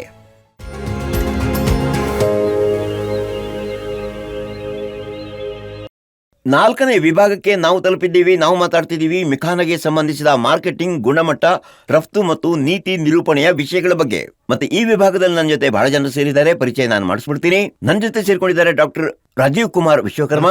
ಮೂರನೇ ಸೆಗ್ಮೆಂಟ್ ಇಂದ ನಮ್ಮ ಜೊತೆ ಇದ್ದಾರೆ. ಸ್ವಾಗತ ಸರ್ ತಮ್ಗೆ. ಡಾಕ್ಟರ್ ವಿದ್ಯಾನಂದ್ ಝಾ ನಮ್ಮ ಜೊತೆ ಸೇರ್ಕೊಂಡಿದ್ದಾರೆ. ಮಾಜಿ ಪ್ರಾಂಶುಪಾಲರು, MLSM ಕಾಲೇಜು ದರ್ಭಂಗಾದಿಂದ. ಸರ್ ತಮಗೆ ಸ್ವಾಗತ. ರಾಜೀವ್ ರಂಜನ್ ಝಾ ನಮ್ಮ ಜೊತೆ ಸೇರ್ಕೊಂಡಿದ್ದಾರೆ. ಸರ್ ಸ್ವಾಗತ ತಮಗೆ ನಮ್ಮ ಈ ಕಾರ್ಯಕ್ರಮದಲ್ಲಿ. ಮೊದಲನೇದಾಗಿ ನಾನು ಡಾಕ್ಟರ್ ರಾಜೀವ್ ಅವ್ರ ಬಳಿ ಭಾರತದಲ್ಲಿ ಮಖಾನದ ಗುಣಮಟ್ಟದ ಮಾನದಂಡಗಳು ಯಾವುವು? ಇದು 1965ಕ್ಕಿಂತ ಮೊದಲು ಪ್ರಾರಂಭವಾಯಿತು. ಬ್ಯೂರೋ ಆಫ್ ಇಂಡಿಯನ್ ಸ್ಟ್ಯಾಂಡರ್ಡ್ಸ್ ಮಖಾನಗೆ ಮಾನದಂಡಗಳನ್ನು ರೂಪಿಸಿತು. ಇದರಲ್ಲಿ ನಿಯತಾಂಕಗಳು ಎಷ್ಟು, ತೇವಾಂಶ ಇರಬೇಕು, ಅದರ ಗಾತ್ರಗಳು ಹೇಗಿರಬೇಕು, ಮತ್ತು ಅದರ ಮೌಲ್ಯವರ್ಧಿತ ಉತ್ಪನ್ನಗಳು, ಅದರಲ್ಲಿ ಎಷ್ಟು ಎಣ್ಣೆ ಇರಬೇಕು, ಎಷ್ಟು ಮಸಾಲೆಗಳನ್ನು ಸೇರಿಸಬಹುದು, ಅದರ ನಂತರ ಮಸಾಲೆಗಳನ್ನು ಸೇರಿದ ಮೇಲೆ ಅದನ್ನು ಹುರಿಯುವಾಗ ನಂತರ ಎಷ್ಟು ತೇವಾಂಶ ಇರಬೇಕು, ಅದು ಯಾವ ರೀತಿಯ ಪ್ಯಾಕೇಜಿಂಗನ್ನು ಹೊಂದಿರಬೇಕು ಮತ್ತು ಅದರ ಹೆಸರುಗಳು ಯಾವುವು ಎಂಬುದನ್ನು ಆ ಸಮಯದಲ್ಲಿ ವ್ಯಾಖ್ಯಾನಿಸಲಾಗಿದೆ. ಅಂದಿನಿಂದ ಅದನ್ನು ಎಂದಿಗೂ ಬದಲಾಯಿಸಲಾಗಿಲ್ಲ. ಮತ್ತು ಭಾರತೀಯ ಮಾನದಂಡಗಳ ಬ್ಯೂರೋದ ಮಾನದಂಡಗಳು ನೀವು ಅದನ್ನು ಅನ್ವಯಿಸಲು ಬಯಸ್ತಿರೋ ಇಲ್ವೋ ಎಂಬುದು ನಿಮಗೆ ಬಿಟ್ಟಿದ್ದು. ಆದರೆ 2023ರಲ್ಲಿ ಈ ವಿಷಯವು ಭಾರತದ ಆಹಾರ ಸುರಕ್ಷತಾ ಮಾನದಂಡಗಳು FSSAIಗೆ ಹೋಗಿದೆ. ಆದ್ದರಿಂದ ಭಾರತದಲ್ಲಿ ನಮ್ಮ ಮಾರುಕಟ್ಟೆಯಲ್ಲಿ ಮಾರಾಟವಾಗುವ ಎಲ್ಲ ಆಹಾರ ಉತ್ಪನ್ನಗಳು FSSAI ಪರವಾನಗಿಯನ್ನು ಪಡೆಯುವುದು ಕಡ್ಡಾಯವಾಗಿದೆ. ಮತ್ತು ಪರವಾನಗಿ ಪಡೆಯುವುದರ ಜೊತೆಗೆ ಅವರು ತಮ್ಮ ಮಾನದಂಡಗಳನ್ನು ಸಹ ನಿರ್ವಹಿಸಬೇಕಿದೆ. ಈಗ ಒಬ್ರು ರೈತರು ನಮ್ಮ ಜೊತೆ ಸೇರ್ಕೊಂಡಿದ್ದಾರೆ. ಸೌರಭ್ ಭೂಷಣ್ ಲಹರಿಯಾ ಸರಾಯಿಂದ ಬಂದಿದ್ದಾರೆ. ಸ್ವಾಗತ ಸೌರಭ್ ಭೂಷಣ್. ಕೇಳಿ, ಮಖಾನದ ಗುಣಮಟ್ಟವನ್ನು ಪರಿಶೀಲಿಸುವುದಕ್ಕೆ ಸೌಲಭ್ಯಗಳು ಅದು ಎಲ್ಲೆಲ್ಲಿವೆ? ನೋಡಿ, ಈಗ ಲಭ್ಯವಿರುವ ಮೊದಲ ಪರೀಕ್ಷಾ ಪ್ರಯೋಗಾಲಯ ಬಿಹಾರ ಕೃಷಿ ವಿಶ್ವವಿದ್ಯಾಲಯದ ಬಾಗಲ್ಪುರದಲ್ಲಿದೆ. ಆದರೆ ಅದು ಕೂಡ ಸಂಪೂರ್ಣವಾಗಿ ಕಾರ್ಯನಿರ್ವಹಿಸ್ತಿಲ್ಲ. ಮತ್ತು ನೀವು ಈ ಇತರ ಉತ್ಪನ್ನಗಳನ್ನು ಪರೀಕ್ಷಿಸಬೇಕಾದ್ರೆ ನೀವು ಅದನ್ನು ಭಾರತದ ಇತರ ನಗರಗಳಲ್ಲಿ ಲಭ್ಯವಿರುವ ಯಾವುದೇ NABL ಅಥವಾ ನಿಯಂತ್ರಿತ ಪ್ರಯೋಗಾಲಯಕ್ಕೆ ಕಳುಹಿಸಬಹುದು. ನೀವು ಕೋಲ್ಕತ್ತಾ, ದೆಹಲಿ ಅಥವಾ ಯಾವುದೇ ಇತರ ನಗರದ ಬಗ್ಗೆ ಮಾತಾಡಲಿ, ಅಲ್ಲಿ ಎಲ್ಲ ರೀತಿಯ ಪ್ರಯೋಗಾಲಯಗಳಿವೆ. ನಂತರ ಅವರು ತಮ್ಮ ಮಾನದಂಡಗಳ ಪ್ರಕಾರ ನಿಮ್ಮನ್ನು ಪರೀಕ್ಷಿಸ್ತಾರೆ. ಡಾಕ್ಟರ್ ಝಾ, ನಿಮಗೆ ದೀರ್ಘ ಅನುಭವ ಇದೆ ಸರ್. ಕಳೆದ 10 ವರ್ಷಗಳ ಬಗ್ಗೆ ಮಾತಾಡ್ತೀನಿ ಸರ್. ಮಖಾನದ ಗುಣಮಟ್ಟವಾಗಲಿ ಅಥವಾ ಉತ್ಪಾದನೆಯಾಗಲಿ, ಈ 10 ವರ್ಷಗಳಲ್ಲಿ ನೀವು ಎಷ್ಟು ಬದಲಾವಣೆಯನ್ನ ನೋಡಿದ್ದೀರಿ? ನೋಡಿ, ಮಖಾನ ಸ್ವಾಭಾವಿಕವಾಗಿ ನಾವು ಹೇಳ್ತೀವಿ ಗ್ಲೋಬಲೈಸೇಷನ್, ಸರಿ, ಉದಾರೀಕರಣದ ಯುಗ ಅಂತ ಹೇಳ್ತೀವಿ. ಜಾಗತೀಕರಣದ ಅರ್ಥ ಏನು? ಇದರ ಅರ್ಥ ಯಾವುದೇ ಪ್ರಾಡಕ್ಟ್ ಅಥವಾ ಯಾವುದೇ ವ್ಯಕ್ತಿ ಅಥವಾ ಯಾವುದೇ ವ್ಯವಸ್ಥೆ ಸ್ವಲ್ಪವಾದರೂ ಅರ್ಹತೆ ಹೊಂದಿದ್ರೆ ಅದನ್ನು ಬಹಳ ಸಮಯ ತನಕ ಅಡಗಿಸಿಡೋದಕ್ಕೆ ಸಾಧ್ಯ ಇಲ್ಲ. ಖಂಡಿತ. ಈಗ ಮಖಾನದ ಸಮಯ ಬಂದಿದೆ. ಮಖಾನವನ್ನ ನೋಡಿ ನೀವು, ಇದು ಕೋವಿಡ್ ನಂತರ ವಿಶೇಷವಾಗಿ ಇದು ಲೈಮ್ ಲೈಟ್ಗೆ ಬಂದಿದೆ. ಕೋವಿಡ್ ನಿಂದಾಗಿ ಎಷ್ಟು ಸಂಪನ್ನ ದೇಶದವರಿದ್ರೋ ಬಹಳ ಜನ ಸತ್ತಿದ್ದಾರೆ. ಅಲ್ಲಿನ ಜನರ ಇಮ್ಯುನೋ ಕೆಪಾಸಿಟಿ ಏನಿತ್ತು ಅದು ಬಹಳ ಕಡಿಮೆ ಇತ್ತು. ರೋಗ ನಿರೋಧಕ ಶಕ್ತಿ ಕಡಿಮೆಯಾಗಿ ಬಹಳ ಜನ ಸತ್ತರು. ಮಖಾನ ಆಗ ಲೈಮ್ ಲೈಟ್ಗೆ ಬಂತು, ಯಾಕಂದ್ರೆ ಮಖಾನ ನಮಗೆ ಇಮ್ಯುನಿಟಿ ಹೆಚ್ಚಿಸುತ್ತೆ. ಸರಿ, ಮಹೇಶ್ವರ್ ಠಾಕೂರ್ ನಮ್ಮ ಜೊತೆ ಸೇರ್ಕೊಂಡಿದ್ದಾರೆ, ರೈತ ಅವರು. ಮಹೇಶ್ವರ, ಸ್ವಾಗತ. ಪ್ರಶ್ನೆ ಕೇಳಿ ಸರ್, ಭಾರತ ಸರ್ಕಾರವು ಹಲವು ರೀತಿಯ ಮಂಡಳಿಗಳನ್ನು ನಡೆಸ್ತಿದೆ. ಆದರೆ ಮಖಾನ ಮಂಡಳಿಯನ್ನು ಸಹ ರಚಿಸಲಾಗ್ತದೆ ಅಂತ ತಿಳಿದು ಬಂದೈತೆ. ಇದರಿಂದ ನಮ್ಮ ಮಖಾನ ರೈತರಿಗೆ ಏನು ಪ್ರಯೋಜನ? ಮಖಾನದ ವಿಸ್ತರಣೆ ಏನಿದೆ ಅದರ ಸಾಧ್ಯತೆಯನ್ನ ಸರ್ಕಾರ ಕೂಡ ಈಗ ಒಪ್ಪಿಕೊಂಡಿದೆ. ಹಾಗಾಗಿ ಈ ಬೋರ್ಡ್ ಅನ್ನ ರಚಿಸಲಾಗಿದೆ. ಕೇಂದ್ರೀಯ ಸಚಿವೆ, ಹಣಕಾಸು ಸಚಿವೆ ನಿರ್ಮಲಾ ಸೀತಾರಾಮ್ ಸ್ವತಃ ಕೆಲವು ದಿನಗಳ ಹಿಂದೆ ದರ್ಭಂಗಾಗೆ ಬಂದಿದ್ರು. ಇಲ್ಲಿನ ಪ್ರದೇಶ ಅತಿಥಿ ಸತ್ಕಾರಕ್ಕೆ ಬಹಳ ಪ್ರಸಿದ್ಧವಾಗಿದೆ. ಅವರಿಗೆ ಬಹಳ ಒಳ್ಳೆಯ ಮಾಲೆಯನ್ನ ತೊಡಿಸಲಾಯಿತು. ಮತ್ತೆ ಈ ಬೇಡಿಕೆ, ಮಖಾನ ಬೋರ್ಡಿನ ಬೇಡಿಕೆ ಬಹಳ ಹಿಂದಿನಿಂದ ಇತ್ತು. ಹಾಗಾಗಿ ಈ ಬಾರಿ ಅವರು ಹೋಗಿ ಈ ಬಾರಿಯ ಬಜೆಟ್ನಲ್ಲಿ 25-26 ಬಜೆಟ್ನಲ್ಲಿ ಇದರ ಪ್ರಸ್ತಾಪ ಕೊಟ್ಟರು, ಇದರ ಪ್ರಸ್ತಾಪ ಸಲ್ಲಿಸಿದ್ರು. ಈಗ ಮಖಾನ ಬೋರ್ಡಿಂದ ಏನಾಗತ್ತೆ ಅಂದ್ರೆ, ಇದರ ಆಕ್ಚುಯಲ್ ಪ್ರೊಡ್ಯೂಸರ್ಸ್ ಏನಿದ್ದಾರೆ ಅವರ ಸಮಸ್ಯೆಗಳತ್ತ ಸರ್ಕಾರದ ಗಮನ ಹೋಗುತ್ತೆ. ಇದು ಬಹಳ ಮುಖ್ಯವಾಗಿದೆ. ಅನ್ಹೈಜಿನಿಕ್ ಕಂಡೀಷನ್, ಮಕ್ಕಳ ಓದು ಬರಹ ಬಿಟ್ಟು ಅವರಲ್ಲಿ ಇರ್ತಾರೆ. ಈ ಸಮಸ್ಯೆಗಳೆಲ್ಲ ಆಯಾ ಸಮಯದಲ್ಲಿ ಅಡ್ರೆಸ್ ಆಗ್ತವೆ. ಈ ಪ್ರಾಬ್ಲಮ್ ಅಡ್ರೆಸ್ ಆಗತ್ತೆ. ನಾವು ಇದನ್ನ ಬೇಗನೆ ಪರಿಶೀಲಿಸ್ತೀವಿ. ನನ್ನ ಜೊತೆ ರಾಜೀವ್ ರಂಜನ್ ಝಾ ಕೂಡ ಇದ್ದಾರೆ. ರಾಜೀವ್ ಅವರೇ, ನಾವು ಮಾರುಕಟ್ಟೆ ಬಗ್ಗೆ ಮಾತನಾಡೋದಾದ್ರೆ, ಯಾಕಂದ್ರೆ ಯಾವುದೇ ರೈತರಾದ್ರೂ ಅವರಿಗೆ ಮಾರುಕಟ್ಟೆ ಅಂತೂ ಬೇಕೇ ಬೇಕಾಗತ್ತೆ. ದೇಶ ಮತ್ತು ವಿದೇಶದಲ್ಲಿ ಮಾರುಕಟ್ಟೆ ಕಂಟೆಕ್ಸ್ಟ್ ನಲ್ಲಿ ನೀವು ಹೇಗೆ ನೋಡ್ತೀರಿ ಮಖಾನವನ್ನ? ಮೊದಲನೇದಾಗಿ ನಾವು ಕುಳಿತಿರುವ ಪ್ರದೇಶವನ್ನು ಮಿಥಿಲಾ ಅಂತ ಕರೀಲಾಗತ್ತೆ. ಮತ್ತು ನಾವು ಅದರ ಬಗ್ಗೆ ಮಾತನಾಡಿದರೆ, ಮಿಥಿಲಾ ಸ್ವತಃ ಮಖಾನದ ಪ್ರಮುಖ ಗ್ರಾಹಕ. ನಮ್ಮ ಮೊದಲ ಪ್ಯಾನಲಿಸ್ಟ್ ಈಗಷ್ಟೇ ಹೇಳಿದಂತೆ, ಶರತ್ ಪೂರ್ಣಿಮೆಯ ದಿನದಂದು ಇಡೀ ಮಿಥಿಲಾ ಪ್ರದೇಶದಲ್ಲಿ ಒಂದು ಹಗಲು ಮತ್ತು ಒಂದು ರಾತ್ರಿಯಲ್ಲಿ ಅತ್ಯಧಿಕ ಮಖಾನ ಸೇವನೆ ಪಡೆಯುವ ದಿನವಿದೆ. ಅದನ್ನು ಪಜ್ಗರ್ ಅಂತ ಕರೆಯಲಾಗ್ತದೆ. ಅದಾದ ನಂತರ ಬಿಹಾರ, ಬಂಗಾಳ, UP ಪಕ್ಕದ ರಾಜ್ಯಗಳು ಇವು ನೆಲೆ ಇರುವ ಸ್ಥಳಗಳು. ನಾನು ಅದರ ಬಗ್ಗೆ ಮಾತನಾಡ್ತಿದ್ದೇನೆ. ಇದಾದ ನಂತರ ನಮ್ಮ ಮೆಟ್ರೋಪಾಲಿಟನ್ ನಗರಗಳಾದ ಮುಂಬೈ ಮತ್ತು ದೆಹಲಿಯಲ್ಲಿ ಮಖಾನವನ್ನು ತಿಂಡಿಯಾಗಿಯೂ ಬಳಸಲಾಗ್ತದೆ ಅಂತ ಈಗ ಕಂಡುಬಂದಿದೆ. ಮುಂದೆ ಸಾಗುವಾಗ ಗುಜರಾತ್ ಮತ್ತು ಕೆಲವು ದಕ್ಷಿಣ ರಾಜ್ಯಗಳು ಸೇರಿದಂತೆ ಇದರಲ್ಲಿ ಸೇರಿಸಲಾದ ಹೊಸ ರಾಜ್ಯಗಳಲ್ಲಿಯೂ ಸಹ ಮಖಾನ ಮೊದಲಿಗಿಂತ ಹೆಚ್ಚಿನ ಪ್ರಾಮುಖ್ಯತೆಯನ್ನು ಪಡೆದಿದೆ. ಈಗ ನಾವು ಅಂತಾರಾಷ್ಟ್ರೀಯ ಮಾರುಕಟ್ಟೆ ಬಗ್ಗೆ ಮಾತನಾಡಿದರೆ, ಅಂತಾರಾಷ್ಟ್ರೀಯ ಮಾರುಕಟ್ಟೆಯಲ್ಲಿ ಅತ್ಯಧಿಕ ಬಳಕೆ ಕಂಡುಬಂದಿದೆ. ನಂತರ ಅದು ನಮ್ಮ US ಎಲ್ಲಕ್ಕಿಂತ ಹೆಚ್ಚು ಬಳಸ್ತದೆ, UAE ಹೆಚ್ಚು ಬಳಸ್ತದೆ, ನಂತರ UK, ಅದರ ನಂತರ ಅದಕ್ಕೆ ಸೇರುತ್ತಿರುವ ಹೊಸ ದೇಶಗಳು ಆಸ್ಟ್ರೇಲಿಯಾ ಮತ್ತು ಕೆನಡಾ ಇದಕ್ಕೆ ಸೇರುತ್ತಿರುವ ಹೊಸ ದೇಶಗಳು. ಆದ್ದರಿಂದ ಈ ರೀತಿಯಾಗಿ ರಾಷ್ಟ್ರೀಯ ಮತ್ತು ಅಂತಾರಾಷ್ಟ್ರೀಯ ಮಾರುಕಟ್ಟೆಗಳು ಸರಾಸರಿ 10-15% ಬೆಳೀತಿವೆ ಅಂತ ಕಾಣಬಹುದು. ಸರಿ. ಈಗ ನಮ್ಮ ವೀಕ್ಷಕರಿಗೆ ಹೇಳಬೇಕಾದ್ದು, ಇವತ್ತು ಫಾರ್ಚುನೇಟ್ಲಿ ಪ್ರೇಕ್ಷಕರ ಜೊತೆ ಕೂತ್ಕೊಂಡಿದ್ದಾರೆ ಪ್ರಶಾಂತ್ ಅಮ್ರೋಕರ್ ಅವರು. ಇವರು ಭಾರತ ಸರ್ಕಾರದಲ್ಲಿ ಹೆಚ್ಚುವರಿ ಆಯುಕ್ತರು. ಈಗ ಪ್ರಶಾಂತ್ ಅವರೇ, ಬಹಳ ಸ್ವಾಗತ ನಿಮಗೆ. ನೋಡಿ, ಇಲ್ಲಿ 2025 ಬಜೆಟ್ನಲ್ಲಿ ಏನು ಮಖಾನ ಮಂಡಳಿಯನ್ನು ಸ್ಥಾಪಿಸಲಾಗುತ್ತೆ ಅಂತ ಘೋಷಣೆ ಮಾಡಲಾಗಿದೆ. ಅದರ ನಂತರ ಈ ಕೃಷಿ ಚೌಪಾಲ್ನಲ್ಲಿ ಚರ್ಚೆ ಬಹಳ ಮುಖ್ಯವಾಗಿದೆ. ನೀತಿ ನಿರ್ಧಾರಗಳನ್ನು ತೆಗೆದುಕೊಳ್ಳುವಲ್ಲಿ ಇದು ಬಹಳ ಮುಖ್ಯ. ರೈತ ಮತ್ತು ವಿಜ್ಞಾನಿಗಳ ನಡುವೆ ನಡೆಯುವ ಚರ್ಚೆಯ ಮೂಲಕವೂ ನೀತಿ ನಿರ್ಧಾರಗಳನ್ನು ತೆಗೆದುಕೊಳ್ಳಲಾಗ್ತದೆ.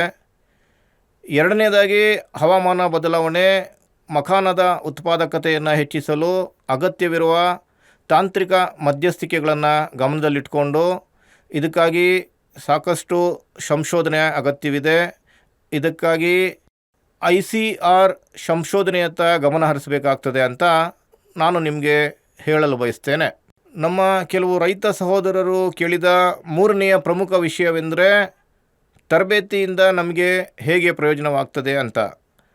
ಭಾರತ ಸರ್ಕಾರದ ಎಲ್ಲ ಯೋಜನೆಗಳು ರೈತರ ಉತ್ಪಾದಕತೆಯನ್ನು ಹೇಗೆ ಹೆಚ್ಚಿಸುವುದು, ಕೃಷಿ ಉತ್ಪಾದನೆಯನ್ನು ಹೇಗೆ ಹೆಚ್ಚಿಸುವುದು ಮತ್ತು ಈ ರೈತರ ಆದಾಯವನ್ನು ಹೇಗೆ ಹೆಚ್ಚಿಸಬೇಕು ಎಂಬುದರ ಕುರಿತು ಈ ನಿರಂತರವಾಗಿ ಚರ್ಚೆ ನಡೀತಿರುವಂತೆ ಮತ್ತು ಈ ರೈತರ ಕಲ್ಯಾಣಕ್ಕಾಗಿ ನಮ್ಮ ಎಲ್ಲ ಕಾರ್ಯಕ್ರಮಗಳು ಇದನ್ನು ಆಧರಿಸಿವೆ.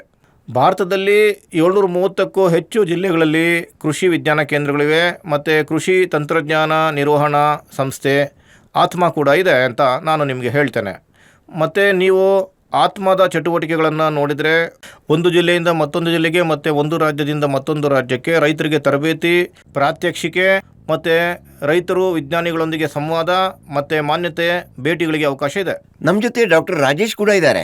ಈಗ ಡಾಕ್ಟರ್ ರಾಜೇಶ್ ಅವರೇ, ನಾವು ವಾಸ್ತವದಲ್ಲಿ ಮಖಾನದ ಬಗ್ಗೆ ಮಾತಾಡುವಾಗ ಈಗ ಮಖಾನಕ್ಕೂ ಕೂಡ ಯಾವುದಾದ್ರೂ GI ಟ್ಯಾಗಿನಂತ ವ್ಯವಸ್ಥೆ ಇದೆಯಾ? GI ಟ್ಯಾಗ್ ಮಖಾನಗೆ ಸಿಕ್ಕಿದೆ ಮತ್ತು ಅದರ ಹೆಸರು ಮಿಥಿಲಾ ಮಖಾನ. ಇದರರ್ಥ ಮಖಾನವನ್ನು ಈ ಮಿಥಿಲಾ ಪ್ರದೇಶದಲ್ಲಿ ಉತ್ಪಾದಿಸಿದರೆ ಅಥವಾ ಬೆಳೆಸಿದರೆ ಮತ್ತು ಅದು ಇಲ್ಲಿಂದ ಬಂದರೆ ಅದಕ್ಕೆ ಬಿರಾಜ್ ಕೃಷಿ ವಿಶ್ವವಿದ್ಯಾಲಯದಿಂದ ಲಭ್ಯವಿರುವ ಪ್ರಮಾಣೀಕರಣವಿದೆ. ನೀವು ಅದನ್ನು ಅದರೊಂದಿಗೆ ಸೇರಿಸಿದರೆ ಅದು ನಿಮ್ಮ ಗುರುತಾಗ್ತದೆ. ಆ ಪ್ಯಾಕೆಟ್ ಅಮೇರಿಕಕ್ಕೆ ಹೋದರೆ ಅದರ ಮೇಲೆ ಇದು ಮಿಥಿಲಾ ಮಖಾನ ಮತ್ತು ಅದು ಮಿಥಿಲಾ ಪ್ರದೇಶದಿಂದ ಬಂದಿದೆ ಅಂತ ಬರೆಯಲಾಗ್ತದೆ. ಆಗ ಅದು ನಿಮ್ಮ ಗುರುತನ್ನು ಅಲ್ಲಿಗೆ ತೆಗೆದುಕೊಂಡು ಹೋಗ್ತದೆ. ಡಾಕ್ಟರ್ ವಿದ್ಯಾನಾಥ್ ಝಾ, ವಾಸ್ತವದಲ್ಲಿ ನಾವು ಇದನ್ನ ಸೂಪರ್ ಫುಡ್ ಅಂತ ಹೇಳ್ತೇವೆ. ಸರ್, ಇದನ್ನ ಯಾಕೆ ಸೂಪರ್ ಫುಡ್ ಅಂತ ಕರಿತೀವಿ? ಮತ್ತೆ ಇದು ಜಾಗತಿಕ ಭೂಪಟದಲ್ಲಿ ಜನರು ವಿದೇಶಗಳಲ್ಲೂ ಕೂಡ ಇದನ್ನ ಸೂಪರ್ ಫುಡ್ ಅಂತ ಹೇಳ್ತಾರಲ್ಲ, ನಾವೇ ಹೇಳೋದಾ? ಖಂಡಿತವಾಗಿ ಸೂಪರ್ ಫುಡ್ ಆಗಿದೆ. ಇದನ್ನು ಕೇವಲ ನಾವು ನೀವು ಮಾತ್ರ ಹೇಳೋದಲ್ಲ. ಸರಿ, ಇಡೀ ಜಗತ್ತೇ ಇದನ್ನು ಒಪ್ಪಿಕೊಂಡಿದೆ. ಇದರಲ್ಲಿ ಪ್ರೋಟೀನ್ ಏನಿದೆ ಸರಿ ಸುಮಾರು 10% ಅಷ್ಟಿದೆ. ಜನರು ಇದನ್ನು ಒಪ್ಕೊಂಡಿದ್ದಾರೆ. ಅದು ಪ್ರಮಾಣ ಬಹಳ ಹೆಚ್ಚೇನೂ ಅಲ್ಲ. ಆದರೆ ಇದರ ಗುಣಮಟ್ಟ ಏನಿದೆ, ನಾನು ಹೇಳಿದ ಹಾಗೆ ನಾವು ಅನ್ನಕ್ಕೆ ಬೇಳೆಯನ್ನ ಬೆರೆಸಿ ತಿಂತೀವಿ, ತರಕಾರಿ ಜೊತೆ ಬೆರೆಸಿ ತಿಂತೀವಿ. ಕೇವಲ ಅನ್ನ ತಿಂದು ಜೀವಿಸಕ್ಕಾಗಲ್ಲ, ಬೇಳೆ ತಿಂದು ಜೀವಿಸಕ್ಕಾಗಲ್ಲ. ನಾವು ಎಲ್ಲ ಸೇರಿಸಿ ತಿನ್ಕೋಬೇಕಾಗತ್ತೆ ಸಮತೋಲಿತ ಆಹಾರಕ್ಕಾಗಿ. ಆಹಾರದಲ್ಲಿ ಬೇರೆ ಏನು ವಸ್ತುಗಳು ಬೇಕೋ ಅವನ್ನು ಕೂಡ ತಿನ್ಬೇಕಾಗತ್ತೆ. ಅದ್ಯಾಕಂದ್ರೆ ಪ್ರೋಟೀನ್ ಆಗಿರೋದು ಅಮೈನೋ ಆಮ್ಲಗಳಿಂದ. ನಮ್ಮ ಮನೆಗಳು ಕಟ್ಟಿರೋದು ಇಟ್ಟಿಗೆಗಳಿಂದ, ಅದೇ ರೀತಿ ಪ್ರೋಟೀನ್ ಆಗಿರೋದು ಅಮೀನೋ ಆಮ್ಲಗಳಿಂದ. ಕೆಲವು ಅಮೀನೋ ಆಮ್ಲಗಳು ಹೇಗಿರ್ತವೆ ಅಂದ್ರೆ ನಮ್ಮ ಶರೀರ ಉತ್ಪಾದಿಸೋದಿಲ್ಲ. ಯಾವುದಾದ್ರೂ ಆಹಾರ ಪದಾರ್ಥದಲ್ಲಿ ಎಷ್ಟದರ ಪ್ರಮಾಣ ಇದೆ ಅದರ ಮೌಲ್ಯವನ್ನ ಲೆಕ್ಕ ಹಾಕಲಾಗತ್ತೆ. ಈ ಮಖಾನದಲ್ಲಿ ಅವಶ್ಯಕ ಅಮೀನೋ ಆಮ್ಲಗಳ ಅನುಪಾತ ಇದೆ, ಅದು ಸುಮಾರು 90ರಷ್ಟಿದೆ. ಪ್ರೋಟೀನ್ ವಿಷಯದಲ್ಲಿ ಇದು ಮೀನು, ಮಾಂಸ, ಮೊಟ್ಟೆಗಳಿಗೆ ಸಮಾನವಾಗಿದೆ. ಪ್ರೋಟೀನ್ ಗುಣಮಟ್ಟದ ವಿಷಯದಲ್ಲಿ ಇದು ಆಲ್ಮೋಸ್ಟ್ ಫ್ಯಾಟ್ಲೆಸ್ ಆಗಿದೆ. ಫ್ಯಾಟ್ಲೆಸ್ 0.1%, 2% ಅಷ್ಟೇ. ಮಧುಮೇಹಗಳಿದನ್ನು ತಿನ್ಬೋದಾ ಸರ್? ಡಯಾಬಿಟಿಸ್ ನ ಆಂಟಿ ಡಯಾಬಿಟಿಕ್ ಕಾಂಪೌಂಡ್ ಏನಿದೆಯಲ್ಲ, HbAc ಹೈಡ್ರಾಕ್ಸಿ ಬೆಟೋಲಿನಿಕ್ ಆಮ್ಲ, ಇದರ ಕಾಂಪೌಂಡ್ ಅನ್ನು ಈಗಾಗಲೇ ಗುರುತಿಸಲಾಗಿದೆ. ಹೌದಾ? ಹೌದೌದು. ಇದು ಮಧುಮೇಹ, ಹೃದಯ ರೋಗಗಳಲ್ಲಿ ಗುಣಕಾರಿಯಾಗಿದೆ. ಹಾಗಾಗಿ ನಾವಿದನ್ನು ಸೋಯಾಬೀನ್ ನಂತೆ ನ್ಯೂಟ್ರಾಸ್ಯೂಟಿಕಲ್ ಅಂತ ಕರಿತೀವಿ. ನ್ಯೂಟ್ರಾಸ್ಯೂಟಿಕಲ್ ಅಂದ್ರೆ ಅದು ಖಾದ್ಯ ಔಷಧ. ಅದು ಖಾದ್ಯವೂ ಹೌದು, ಔಷಧವೂ ಹೌದು. ಮತ್ತೆ ಇದರ ಚಿಪ್ಪು, ಬೀಜದ ಕವಚದಲ್ಲಿಯೂ ಅದರಲ್ಲಿ ಬಹಳ ಅಗತ್ಯವಾದ ಫ್ಯಾಟಿ ಆಸಿಡ್ಸ್ ಇವೆ. ಈಗ ನೋಡಿ, ಅಮಿನೋ ಆಸಿಡ್ಸ್ ನಮಗೆ ಬಹಳ ಅವಶ್ಯಕವಾಗಿದೆ, ಫ್ಯಾಟಿ ಆಸಿಡ್ ಕೂಡ ನಮಗೆ ಅವಶ್ಯಕ. ನಮ್ಮ ಶರೀರ ಯಾವ ಫ್ಯಾಟಿ ಆಸಿಡ್ಸ್ ಅನ್ನ ತಯಾರಿಸೋದಿಲ್ವೋ ಇದರ ಬೀಜದ ಕವಚದಲ್ಲಿದೆ. ಇದರ ಸಂಶೋಧನೆಯ ಬಹಳಷ್ಟು ಡೈಮೆನ್ಷನ್ಸ್ ತೆರ್ಕೊಳ್ತಾ ಇವೆ. ನಿಮ್ಗೆಲ್ರಿಗೂ ತುಂಬಾ ಧನ್ಯವಾದಗಳು, ಬಹಳ ಧನ್ಯವಾದಗಳು. ಸಮಯ ತಗೊಂಡು ಚರ್ಚೆಯಲ್ಲಿ ಭಾಗವಹಿಸಿದ್ದೀರಿ. ಈ ಚೌಪಾಲನ್ನು ಇಲ್ಲಿಗೆ ವೈಂಡಪ್ ಮಾಡೋಣ. ಮುಂದಿನ ಚೌಪಾಲಿನಲ್ಲಿ ಬೇಗನೆ ಭೇಟಿಯಾಗೋಣ ಅನ್ನುವಂತ ಭರವಸೆಯೊಂದಿಗೆ. ಈ ವಿಶ್ವಾಸ ಯಾವಾಗಲೂ ನಮ್ಮ ಜೊತೆಗಿರುತ್ತೆ. ದಯವಿಟ್ಟು ನೀವು ನಿಮ್ಮನ್ನ ಚೆನ್ನಾಗಿ ನೋಡ್ಕೊಳ್ಳಿ. ನಾವು ಯೂಟ್ಯೂಬ್ ನಲ್ಲೂ ಸಿಗ್ತೀವಿ. ಇದರ ಲಿಂಕ್ ಅನ್ನು ಹೆಚ್ಚು ಜನರಿಗೆ ಶೇರ್ ಮಾಡಿ, ಯಾಕಂದ್ರೆ ಇದು ನಿಮ್ಮ ಪ್ರಯೋಜನಕ್ಕಾಗಿರುವ ವಿಷಯ. ಮತ್ತೆ ನಮಗೆ ನಿಮ್ಮ ಬಗ್ಗೆ ಕಾಳಜಿ ಇದೆ. ನಮಸ್ಕಾರ.